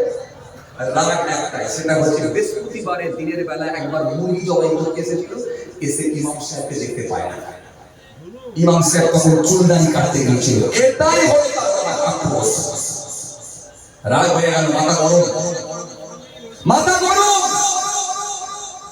ইমাম সাহেব ফজরের নামাজের আজান দেয়, আর ও তখন ঘড়ির কাঁটায় অ্যালার্ম দিয়ে রেখেছে কটায় হয়। যে একদিন দুদিন 3 দিন 4 দিন 5 দিন 6 দিন 7 দিন 8 দিন 15 দিন হয়ে গেছে, 16 দিনের মাথায় একদিন 5 মিনিট লেট হয়ে গেছে, অমনি মসজিদ কমিটির সভাপতিকে কি বলছে, সভাপতি কাকে রেখেছে? বলে কেন, কি হয়েছে? আরে বাবা ইমাম সাহেব তো লেটে আজান দেয়। বলে বলো কি? তখন সভাপতি বলছে বলো কি? আমি তো নামাজ পড়তে যাইনি, আমি তো জানি না। বলে হ্যাঁ আমি জানি। ইমাম সাহেব ফজরের আজান লেটে দেয় 5 মিনিট করে লেট। মাথা গরম সভাপতি। মিটিং ডেকে দিল, সবাই এসে হাজির হয়ে যাও। সভাপতি এসে গেল, সেক্রেটারি এসে গেল, কেসিআর এসে গেল, চেয়ারম্যান এসে গেল, সবাই এসে গেল। সবাই এসে যখন বসে বলল ইমাম সাহেবকে নিয়ে মিটিং হবে, ইমাম সাহেব সেই সময় বলল ভাই আমাকে নিয়ে যে মিটিং করবে, আমাকে নিয়ে যে মিটিং করবে আমার অপরাধটা কি একবার বলে। তখন সেই লোকটা, যে লোকটার মুরগি জমায় হয়নি, দেরি হয়েছে, সেই লোকটা তখন উঠে বলছে ভাই আপনাকে কি আবার নতুন করে বলতে হবে? আপনার কি মনে নাই আপনি ফজরের আজান 5 মিনিট করে রেখে দেন? ইমাম সাহেব তখন টেনশনে পড়ে গেছে। ইমাম সাহেব বলছে ফজরের আজান আমি 5 মিনিট লেটে দিয়ে আপনি জানলেন কি করে? আপনি তো মসজিদে নামাজ পড়তে আসেন না। যখন বলেছে মসজিদে নামাজ পড়তে আসেন না, তখন ওই বেনামাজি লোকটা বলছে ইমাম সাহেব মসজিদে নামাজ পড়তে যায় না তো ঠিকই কথা, তা বলে কি মরতে উঠবো না? তা বলে কি মরতে উঠবো না? পেছাব করতে কি উঠবো না? আপনি যখন ফজরের নামাজের আজান দেন তখনই আমি অ্যালার্ম দিয়ে রাখিয়ে ঠিক টাইমে আমি পেছাব করতে উঠিয়ে আজানটা সঠিক টাইমে হলো কিনা এটা দেখতে চাই। আমি দেখে নিয়েছি আজান আপনি লেটে নিয়েছেন 5 মিনিট আজান।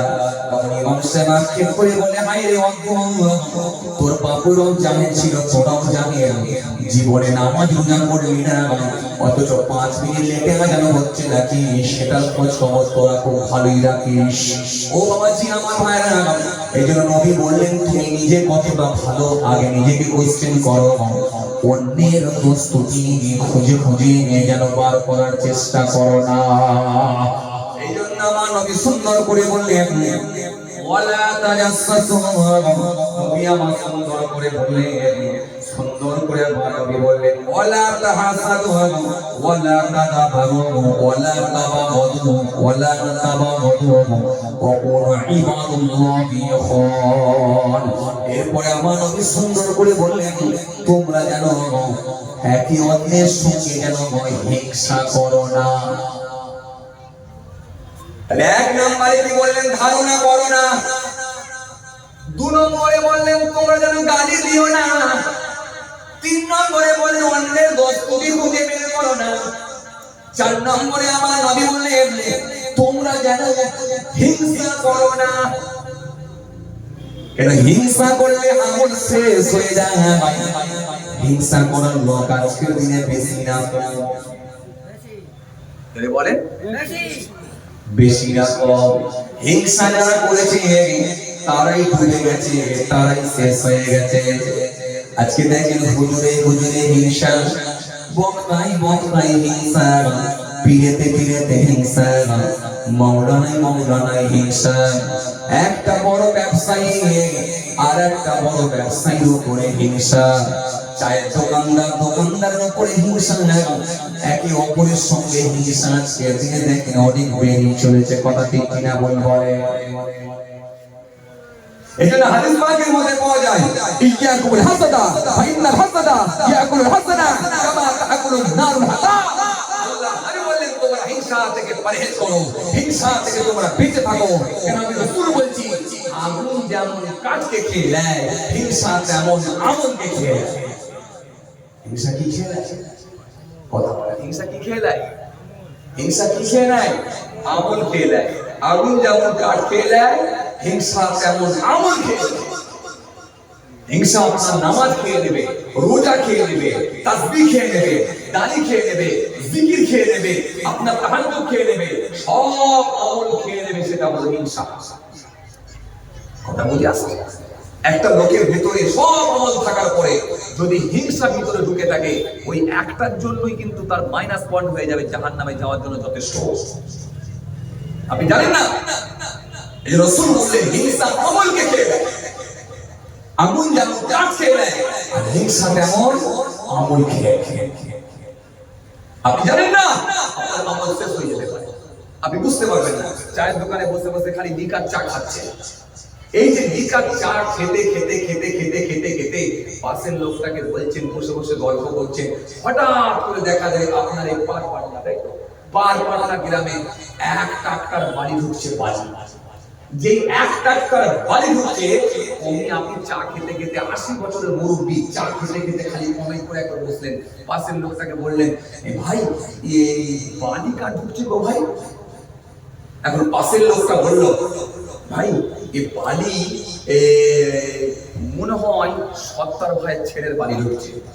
এখানে যদি কেউ সত্তার ভাই তাকে যেন রাগ করে, আমি বেশ বোঝানোর জন্য বলছি, রাগ করে আমি বোঝানোর জন্য বলছি।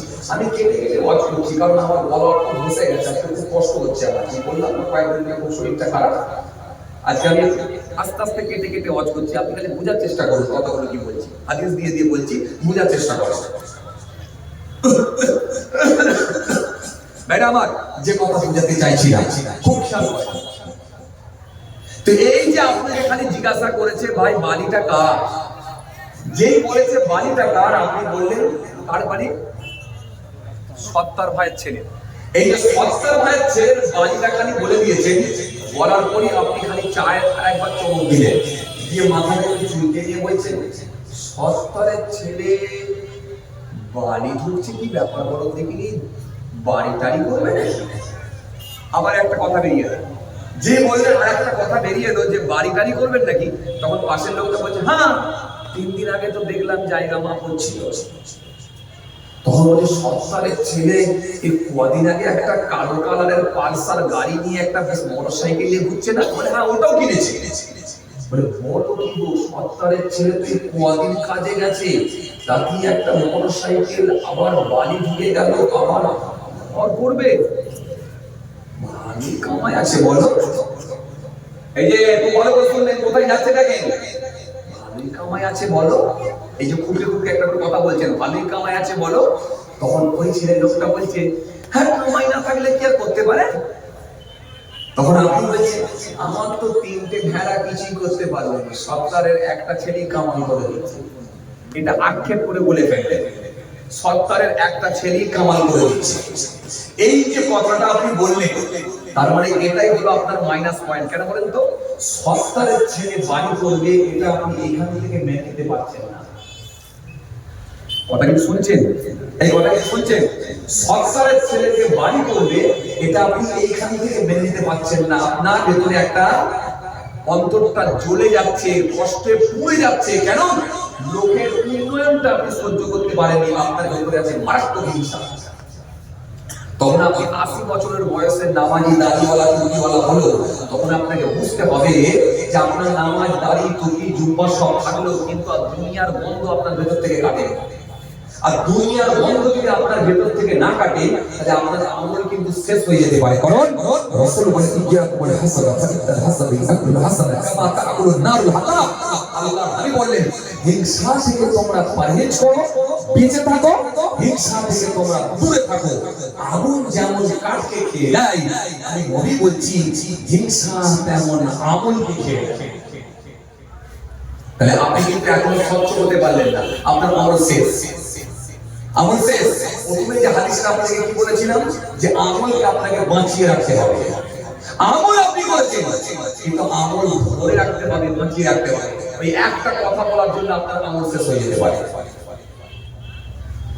এই জন্য আল্লাহ রাব্বুল আলামিন কোরআনে কারীমের মধ্যে জানিয়ে দিয়েছে, ওয়াদ্দা কাসীরুম মিন আহলিল কিতাব লাউ ইয়ারুদ্দুনাকুম মিন বা'দি ঈমানিকুম কুফফার হাসাদাম মিন 'ইনদি আনফুসিহিম মিন বা'দি মা তাবাyyana লাকুমুল হক ফা'ফু ওয়াসফাহু হাত্তা ইয়া'তিয়াল্লাহু বিআমরিহি ইন্নাল্লাহা আলা কুল্লি শাইইন কাদির। আমার আল্লাহ সুন্দর করে জানালেন, সুন্দর করে আমার আল্লাহ জানিয়ে দিলেন, ওয়াদা কাসীরুম মিন আহলিল কিতাব লাউ ইয়ারুদুনাকুম মিন বা'দি ঈমানিকুম কুফার হাসাদাম মিন ইনদি আনফুসিহিম মিন বা'দি মা তাবাyyana লাহুমুল হক ফাআফু ওয়াসফাহু হাত্তা ইয়া'তিয়াল্লাহু বিআমরিহি ইন্নাল্লাহা আলা কুল্লি শাইইন কাদির। আল্লাহ সুন্দর করে বললেন, আহলে কিতাবদের অনেকেই চান ঈমান আনার পর তোমাদেরকে কুফরি অবস্থায় ফিরিয়ে নিতে। ঈমান আনার পর কুফরি অবস্থায় ফিরিয়ে নিতে চাই। তোমাদের উপরে তাদের কোনো রাগ না, একটাই রাগ, তোমরা বলে ঈমানদার, তোমরা বলে মুমিন, তোমরা বলে ঈমানদার, এটাই তাদের রাগ। আজকে ইউপি থেকে মসজিদ ভেঙে দেওয়া হচ্ছে, কি অন্যায় করেছো তোমরা? কিছুই নাই, তোমাদের উপরে একটাই রাগ, তোমরা মুমিন ঈমানদার, তোমাদের উপরে একটাই রাগ। আজকে মব লিঞ্চিং চলছে, পিটিয়ে পিটিয়ে মারা হচ্ছে, একটাই রাগ, সেটা হলো ঈমানদার। এজন্য আল্লাহ সুন্দর করে বললেন, সুন্দর করে জানালেন, আহলে কিতাবদের অনেকেই চায় ঈমান আনার পর তোমাদেরকে কুফরি অবস্থায় ফিরিয়ে নিতে, কিন্তু না পারার কারণে আল্লাহ সুন্দর করে বললেন, তোমাদের উপর এইরকম ভাবে তোমাদের সঙ্গে খারাপ আচরণ করে, আমি আল্লাহ বলি তোমরা এড়িয়ে চলো, আমি আল্লাহ বলি তোমরা এড়িয়ে চলো, পাশ কাটিয়ে চলো, যতক্ষণ না আমি আল্লাহ তরফ থেকে তোমাদেরকে ঘোষণা দেওয়া হয়। এই জন্য বাবাজি আমার ভাইরা, এই হিংসা ছেলেকে পিড়েতে পিড়েতে হিংসা, মধুরে মধুরে বক্তায় বক্তায়, এখন আবার ধর্মে ধর্মে হিংসা, জাত নিয়ে হিংসা, ধর্ম ধর্ম হিংসা। এই জন্য রাসূল বললেন, হিংসা থেকে তোমরা বেঁচে থাকো, অহংকার থেকে তোমরা বেঁচে থাকো। অহংকার তোমাদের আমলগুলোকে খতম করে দেবে, শেষ করে দেবে। কেন আমি রাসূল বলছি, তোমাদের ভেতরে যদি হিংসা থাকে, আমি নবী বলে যাই, শোনো শোনো, ওই হিংসা তোমাদের আমলগুলোকে শেষ করে দেবে।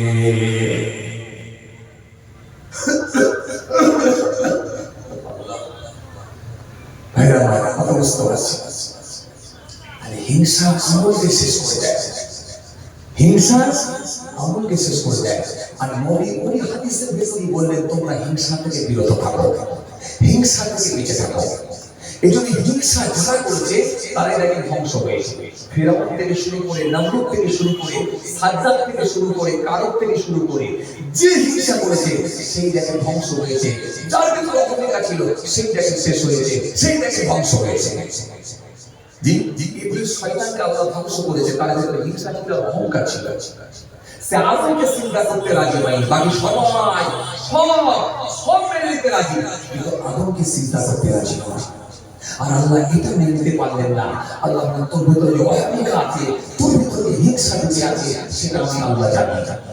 আল্লাহ তাকে বললেন, ফাখরুজ, দূর হয়ে যা, বেরিয়ে যা, বেরিয়ে যা, আমার কাছ থেকে বেরিয়ে যা। কোন জায়গাটা তাকে বিতাড়িত করা হলো, কারণ তার ভিতরে হিংসা ছিল আর অহংকার ছিল। এই জন্য আপনাকে খুব ভালো করে আমল বাঁচাতে হবে। আমল বাঁচাতে হলে আপনাকে সব এই পাপগুলো থেকে বেঁচে থাকতে হবে। তার মধ্যে আপনাকে আমি 1 নম্বরে বলেছিলাম কি, ধারণা থেকে বাঁচবে। 2 নম্বরে কি বলেছিলাম, গালি দেওয়া থেকে বাঁচবে। 3 নম্বরে কি বলেছিলাম, 3 নম্বরে কি বলেছিলাম, 3 নম্বরে আপনাকে বলেছিলাম যে কি বলে, অন্যের বস্তুকে খুঁজে বার করা থেকে বাঁচবে। আর 4 নম্বরে আপনাকে কি বোঝাচ্ছি, হিংসা থেকে বেঁচে থাকবে। মনে আছে আপনার? আমি সেই একটা হাদিসের সামনে রেখে আলোচনা করছি। আজকে আমার গলা প্রচন্ড বসে গেছে, আপনারা বুঝতে পারছেন। আমি নাহলে এইভাবে কান দিই না, হয়তো আপনারা কানটা ঠিক মতো পাচ্ছেন না, বুঝতে পারছি। কিন্তু আজকে অসুবিধা ফিল করছি, খুব কষ্ট হচ্ছে, একেবারে গলা বসে গেছে। আমি যে কথা বোঝাতে চাইছিলাম, একটা একটা করে হাদিস দিয়ে বলছি, হাদিসটা আপনাকে আমি বোঝার চেষ্টা করব। তাই নবী এরপরে কি বললেন, হিংসা থেকে তোমরা বেঁচে থাকো, হিংসা কেন করছো? আর হিংসা যে করেছে সেই দেখে ডুবেছে। কোরআন শরীফে আল্লাহ রাব্বুল আলামিন বলেছেন, আলাম তারা ইলাল্লাযী হাজ্জা ইব্রাহিম بربه أن آتاه الله الملك إذ قال إبراهيم ربي الذي يحيي ويميت قال أنا أحيي وأميت قال إبراهيم فإن الله يأتي بالشمس من المشرق فأتي بها من المغرب فبهت الذي كفر والله لا يهدي القوم الظالمين. কথা কিছু বুঝতে পারছেন? হ্যাঁ, এই কথা কিছু বুঝতে পারছেন? হ্যাঁ, কোরআন শরীফের মধ্যে আল্লাহ বলেন, কি বললেন? আলাম তারা ইলাল্লাযী হাজ্জা ইব্রাহিম। এই কোরআন শরীফের মধ্যে আল্লাহ সুন্দর করে জানালেন, কি বললেন? আলাম তারা ইলাল্লাযী হাজ্জা ইব্রাহিম। আলাম তারা, আপনি কি দেখেছেন? ইলাল্লাযী, তার দিকে, হাজ্জা ইব্রাহিম, যে ইব্রাহিম নবীর সঙ্গে বিতর্কে লিপ্ত হয়েছিল। আপনি কি তাকে দেখেছেন? আলাম তারা, আপনি কি তাকে দেখেছেন? ইলাল্লাযী, তার দিকে, হাজ্জা ইব্রাহিম, যে ইব্রাহিম নবীর সঙ্গে বিতর্কে লিপ্ত হয়েছিল। ইব্রাহিম নবীর সঙ্গে বিতর্কে লিপ্ত হয়েছিল কে? হ্যাঁ, বলেন। নমরুদ। ইব্রাহিম নবীর সঙ্গে বিতর্কে লিপ্ত হয়েছিল, নাম হলো তার নমরুদ। হাজ্জা মানে বিতর্ক। আলাম তারা ইলাল্লাযী হাজ্জা ইব্রাহিম, হাজ্জা মানে বিতর্ক। বিতর্ক করেছিলাম ইব্রাহিম নবীর সঙ্গে। কি নিয়ে? টাকা নিয়ে, পয়সা নিয়ে, সম্পত্তি নিয়ে, গাড়ি বাড়ি নিয়ে না, ফিরত নিয়ে, রব নিয়ে, আল্লাহ নিয়ে। আল্লাহ নিয়ে বিতর্ক। কি নিয়ে ঝগড়া? কথা বলে না। কি নিয়ে ঝগড়া? আল্লাহ নিয়ে ঝগড়া। কেন? নমরুদ বলেছিল আমি তো রব। আপনাদের জানা আছে, নমরুদ বলেছিল আমি তো রব, আমি তো স্রষ্টা।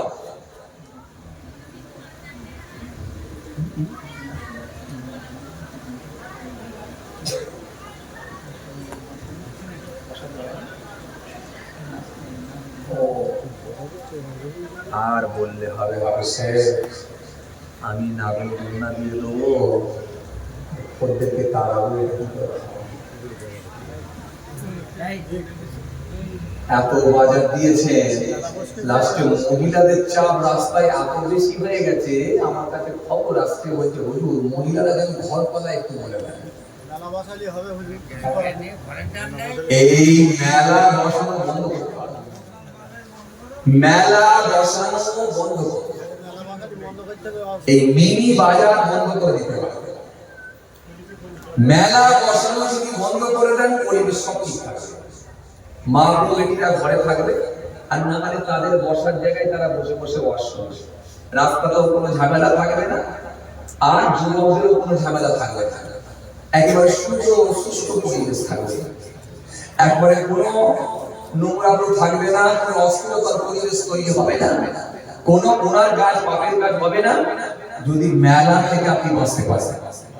এই প্রত্যেকটা কমিটি অ্যাক্টিভ হওয়া দরকার, মেলা বসানো থেকে দূরে থাকা দরকার। খুব প্রয়োজন হলে একটা চায়ের দোকান, তার বেশি না। আর যদি আপনি দিয়ে দেন এখানে কাপড়ের দোকান, বোরখার দোকান, ফুচকার দোকান, বাদামের দোকান, তাহলে কিন্তু আপনি রুখতে পারবেন না, রুখতে পারবেন না। আর এর জন্য শুধু আপনার বউ, আপনার মেয়ে, তারা একাই যে গোনার ভাগীদার হবে এমনটা না, আপনি নিজেও হবেন। কারণ আল্লাহ নিজে কোরআনের মধ্যে বলেছে, ইয়া আইয়ুহাল্লাযীনা আমানু কু আনফুসাকুম ওয়া আহলিকুম নারা ওয়াকুদুহা আন-নাস ওয়াল হিজারা।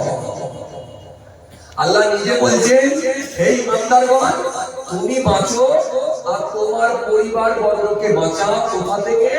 জাহান্নামের আগুন থেকে। কারণ যে জাহান্নামের আগুন হবে মানুষ আর পাথর। কথা কি বুঝতে পারছেন?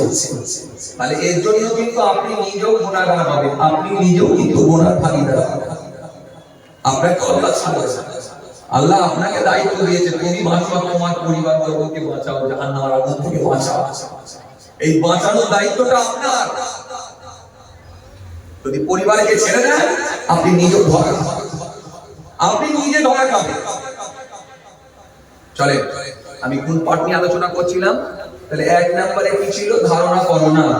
2 নম্বরে কি ছিল? গালি দিও না। মনে আছে আপনাদের? আর 3 নম্বরে কি ছিল? 3 নম্বরে কি ছিল? এই না, 3 নম্বরে কি ছিল? না, 3 নম্বরে কি ছিল? হ্যাঁ, লোকের বস্তুটি খুঁজে বের করো না। 4 নম্বরে কি ছিল? 4 নম্বরে ছিল হিংসা করো না। এই পাঠ নিয়ে চলছে। এই হিংসা করে যারা ডুবেছে তাদের সম্পর্কে আপনাদের সামনে একটু বলছি। তাহলে একদম যদি কেউ বড় লোক হয়, পয়সাওয়ালা লোক যদি হয়, হিংসা করবেন না। আপনি বলবেন ওকে আল্লাহ দিয়েছে, আলহামদুলিল্লাহ, আমি আল্লাহর কাছে দোয়া চাই আল্লাহ যেন আমাকেও দেন। আপনাকে যদি এসে কেউ বলে উনি খুব কামাই করেছে, তুমি ইনকাম করে জানিস এত টাকা, বলবেন ভাই তাতে কি আছে, ওই যদি হালাল পথে ইনকাম করে আলহামদুলিল্লাহ, আমার তো অসুবিধা নেই, আল্লাহ আমাকে যে হালে রেখেছে আলহামদুলিল্লাহ। এই জন্য আপনার কাজ হবে সব সময় নিচে লেভেলের দিকে তাকান, নিচু স্তরের দিকে তাকান, সবসময় উপরের দিকে তাকাবেন না। কেন উপরের দিকে তাকালে আপনি মনকে বুঝাতে পারবেন না। আপনি যদি নিচের দিকে তাকান, নিচু স্তরের দিকে তাকান, আপনি আপনার মনকে বুঝাতে পারবেন।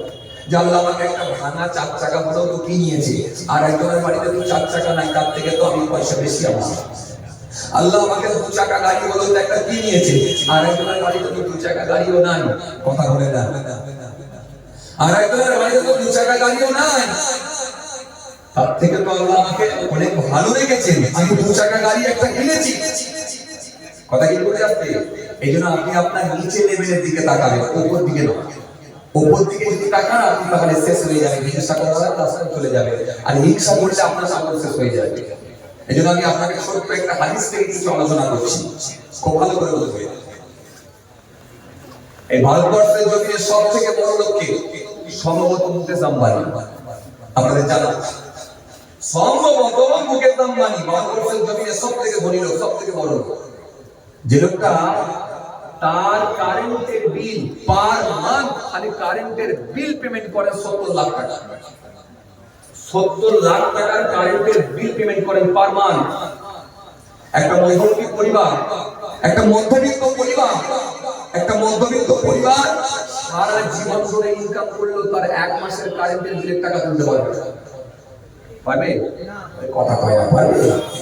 আজকে আমি আপনাদের সামনে সামান খুব একটা দিতে পারছি না, এই জন্য আমি দুঃখিত। আমার গলা খুব বসে গেছে কয়েকদিন ধরে। আমি স্যার বুঝতে পারছি আবার কয়েকদিন ধরে এত জ্বর আর এত সর্দি, গলা খুব বসে গেছে, একটু গলা বসে গেছে। আপনারা বুঝতে পারছেন যে আমি প্রেসার দিয়ে কান দিতে পারছি না। ওই জন্য কথাগুলো আপনারা বুঝে নেন। তো আমি হাদিস থেকে যে আলোচনা করছিলাম, এই যে কথাগুলো আপনারা বুঝে নেন। যে কথা আপনাদের বুঝাতে চাইছিলাম যে তাহলে পার মান্থ কারেন্টের বিল খালি পেমেন্ট করেন 70 লাখ টাকা। 70 লাখ টাকার পার মান্থ কারেন্টের বিল পেমেন্ট করে। একটা মধ্যবিত্ত পরিবার সারা জীবন ধরে ইনকাম করলেও তার 1 মাসের টাকা তুলতে, কারেন্টের বিলের 1 মাসের টাকা তুলতে পারবে না। আপনি অবাক হয়ে যাবেন, ভদ্রলোক যে বাংলোটা বানিয়েছেন পুরোটাই হলো বুলেট প্রুফ। বোম্বাইয়ের জমিনে 27 তলা বাড়ি। কতলা? 27 তলা বাড়ি। পুরো বাড়িটাই হলো বুলেট প্রুফ। গুলি করলে লাগে না, বোম মারলেও লাগে না, পুরো বাড়িটাই হলো তার বুলেট প্রুফ। আপনি অবাক হয়ে যাবেন। মুসলমান ভালো করে শুনে রাখেন, তার বাড়িতে খালি 6 তলা পর্যন্ত লিফটের গাড়ি পার্কিং এর ব্যবস্থা করেছে। তিনি 1টা 2টো 3টে 4টে গাড়ি চাপেন না। তিনি কম বেশি প্রায় ভাইরা আমার, তিনি কম বেশি প্রায় 400 খানার কাছাকাছি গাড়ি চাপায়। এই গাড়িগুলো যেমন যেমন গাড়ি নয়, অডি গাড়ি, মার্সিডিজ গাড়ি, BMW গাড়ি, প্রচুর ভালো ভালো গাড়ি চালায়। এই গাড়িগুলো দিয়ে তিনি ব্যবহার করেন। সেই গাড়িগুলোকে পার্কিং করার ব্যবস্থা করেছেন 6 তলা। কথা বুঝে আসছে? তো এই লোকটা এত বেশি তো এই লোকটাকে আপনি যদি মনে করেন তার থেকে বেশি ইনকাম করবো, আরে পাবেন কোনদিন? তাহলে এই হিংসা আপনার রয়ে যাবে, মাঝখান দিয়ে আপনি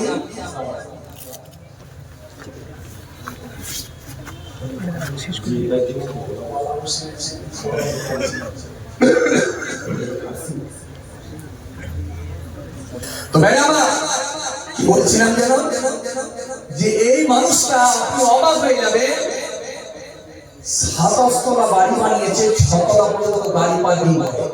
তার বিবির জন্য, তার স্ত্রীর জন্য একটা কোমর বানিয়েছে, গোটা কোমরটা হলো সোনা। তো আপনি যদি এই লোকটার উপরে হিংসা করেন, হিংসা করে আপনি তার কমাতে পারবেন? ফলে কি হবে, আপনি নিজে ধ্বংস হয়ে যাবে। এই জন্য আপনার থেকে একজন উপর মহলে থাকবে, আপনার থেকে একজন উপর লেভেলে থাকবে, একজনের থেকে আরেকজন উপর লেভেলে থাকবে, এটাই সিস্টেম। তো ভাই আমার, তাহলে আপনাদের সামনে যে আলোচনা করছিলাম সেটা কি, হিংসা থেকে আপনাকে বেঁচে থাকতে হবে। এই হিংসা থেকে বাঁচা নিয়ে বলতে গিয়ে আমি কোরআন শরীফ থেকে ছোট একটি আপনাদের সামনে আয়াত তেলাওয়াত করেছিলাম, যে আলাম তারা ইলাল্লাযী হাজ্জা ইব্রাহিম ফি রাব্বিহি আন আতাহুল মুলক। এখানে আল্লাহ পাক বললেন যে ইব্রাহিম নবীর সঙ্গে বিতর্ক করেছিল, নিয়ে ফি রাব্বিহি, রব নিয়ে, আল্লাহ নিয়ে ঝগড়া করেছিল। কারণ সে বলেছিল আমি আল্লাহ, আর ইব্রাহিম নবী বলেছিল না, আমার আল্লাহ যিনি, তিনি সবের মালিক আল্লাহ। ফি রাব্বিহি আন আতাহুল মুলক ইয ক্বালা ইব্রাহিম রাব্বিয়াল্লাযী ইউহয়ী ওয়া ইউমীত ফি রাব্বিহি আন আতাহুল মুলক। অথচ আমি আল্লাহ তাকে বাদশাহী দিয়েছিলাম। নমরুদের বাদশাহী কত ছিল জানেন? সে একটা সিংহাসন বানিয়েছিল, যে সিংহাসনে 400 খানা খালি কুরসি, চেয়ার খালি 400টা খালি চেয়ার সিংহাসনে রাখা যেত। আর এই সিংহাসনটাকে বহন করে নিয়ে যাওয়ার জন্য 4 খানা হাতি লাগতো। পূর্ব থেকে পশ্চিম প্রান্ত পর্যন্ত দখল করেছিল তুর্কি, শাম, রোম, ভারত, সারা পৃথিবীর অর্ধেকটা দেশ সে কন্ট্রোল করেছিল। তৎকালীন সময়ে 4 জন বাদশা ছিল, 2 জন কাফের, 2 জন মুসলমান। যাক, যে ওয়াজ করতে গেলে আমার সময় লেগে যাবে, আমি আল্লাহ যদি কোনোদিন ফিরে ইনশাআল্লাহ অবশ্যই আর বসে রাখবো না ভাইরা। আমারও শরীর ভালো নয়, কথা বুঝতে পারছি, হয়তো আজকে আমাদের সামনে টেনে আমি কথা করতে পারি, কারণ বলা আমার খুব বসে গেছে, আপনারা বুঝতেই পারছি। যাই হোক, আলহামদুলিল্লাহ আমার অত্যন্ত প্রিয় ভাইরা, আলহামদুলিল্লাহ আমার অত্যন্ত মহব্বতের, একসঙ্গে অনেক জায়গায় প্রোগ্রাম করি, খুব ভালো সুসম্পর্ক আছে আলহামদুলিল্লাহ। আমার আল্লাহ যদি কোনো সুযোগ দেয় ইনশাআল্লাহ আলোচনা হবে। এখন আপনাদের সামনে আলোচনা করবেন জনাব হযরত আলহাজ মাওলানা আবুল আনসার সাহেব। মাশাআল্লাহ খুব সুন্দর আলোচনা করেন, আপনারা সকলে আলোচনা শ্রবণ করেন। গুনাহগার আপনাদের খিদমত থেকে বিদায় নিচ্ছি, সকলে আমাদের জন্য দোয়া করবেন। সকলে প্রভু সমাজে কলবিন দেন না ওরাই তাকবীর, আর জোরে দেন না ওরাই তাকবীর, আর জোরে দেন না ওরাই তাকবীর। ওলামা হযরতগণ, সিলসিলা মুজাদ্দিদ জামাত, দাদা পীরের হক সিলসিলা, দাদা পীরের হক সিলসিলা কমিটি সাহেবগণ, শ্রোতাবৃন্দ, আর দিকে বিদায়, সকলে আমাদের দোয়া করুন। আসসালামু আলাইকুম।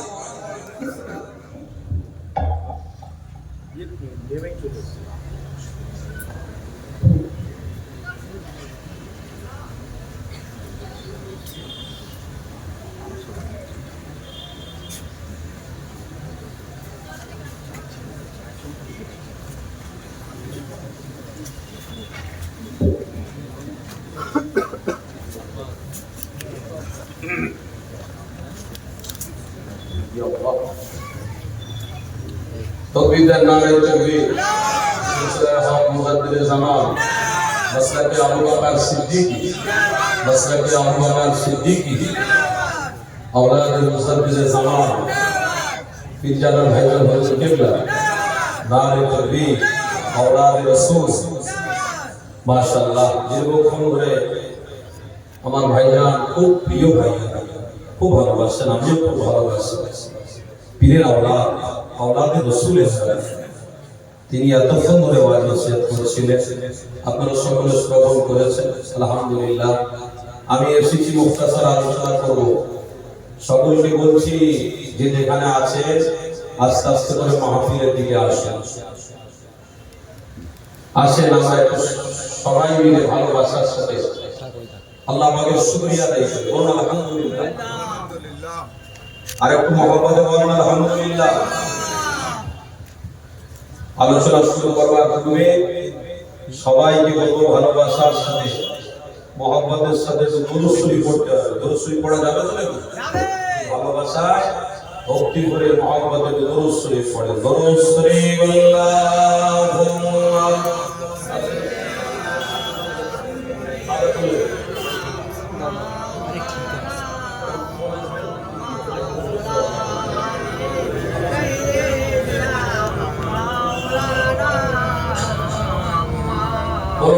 সাল্লাল্লাহু আলাইহি ওয়াসাল্লাম।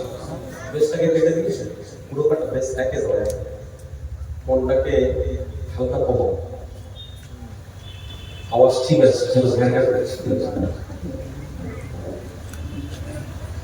أعوذ بالله من الشيطان الرجيم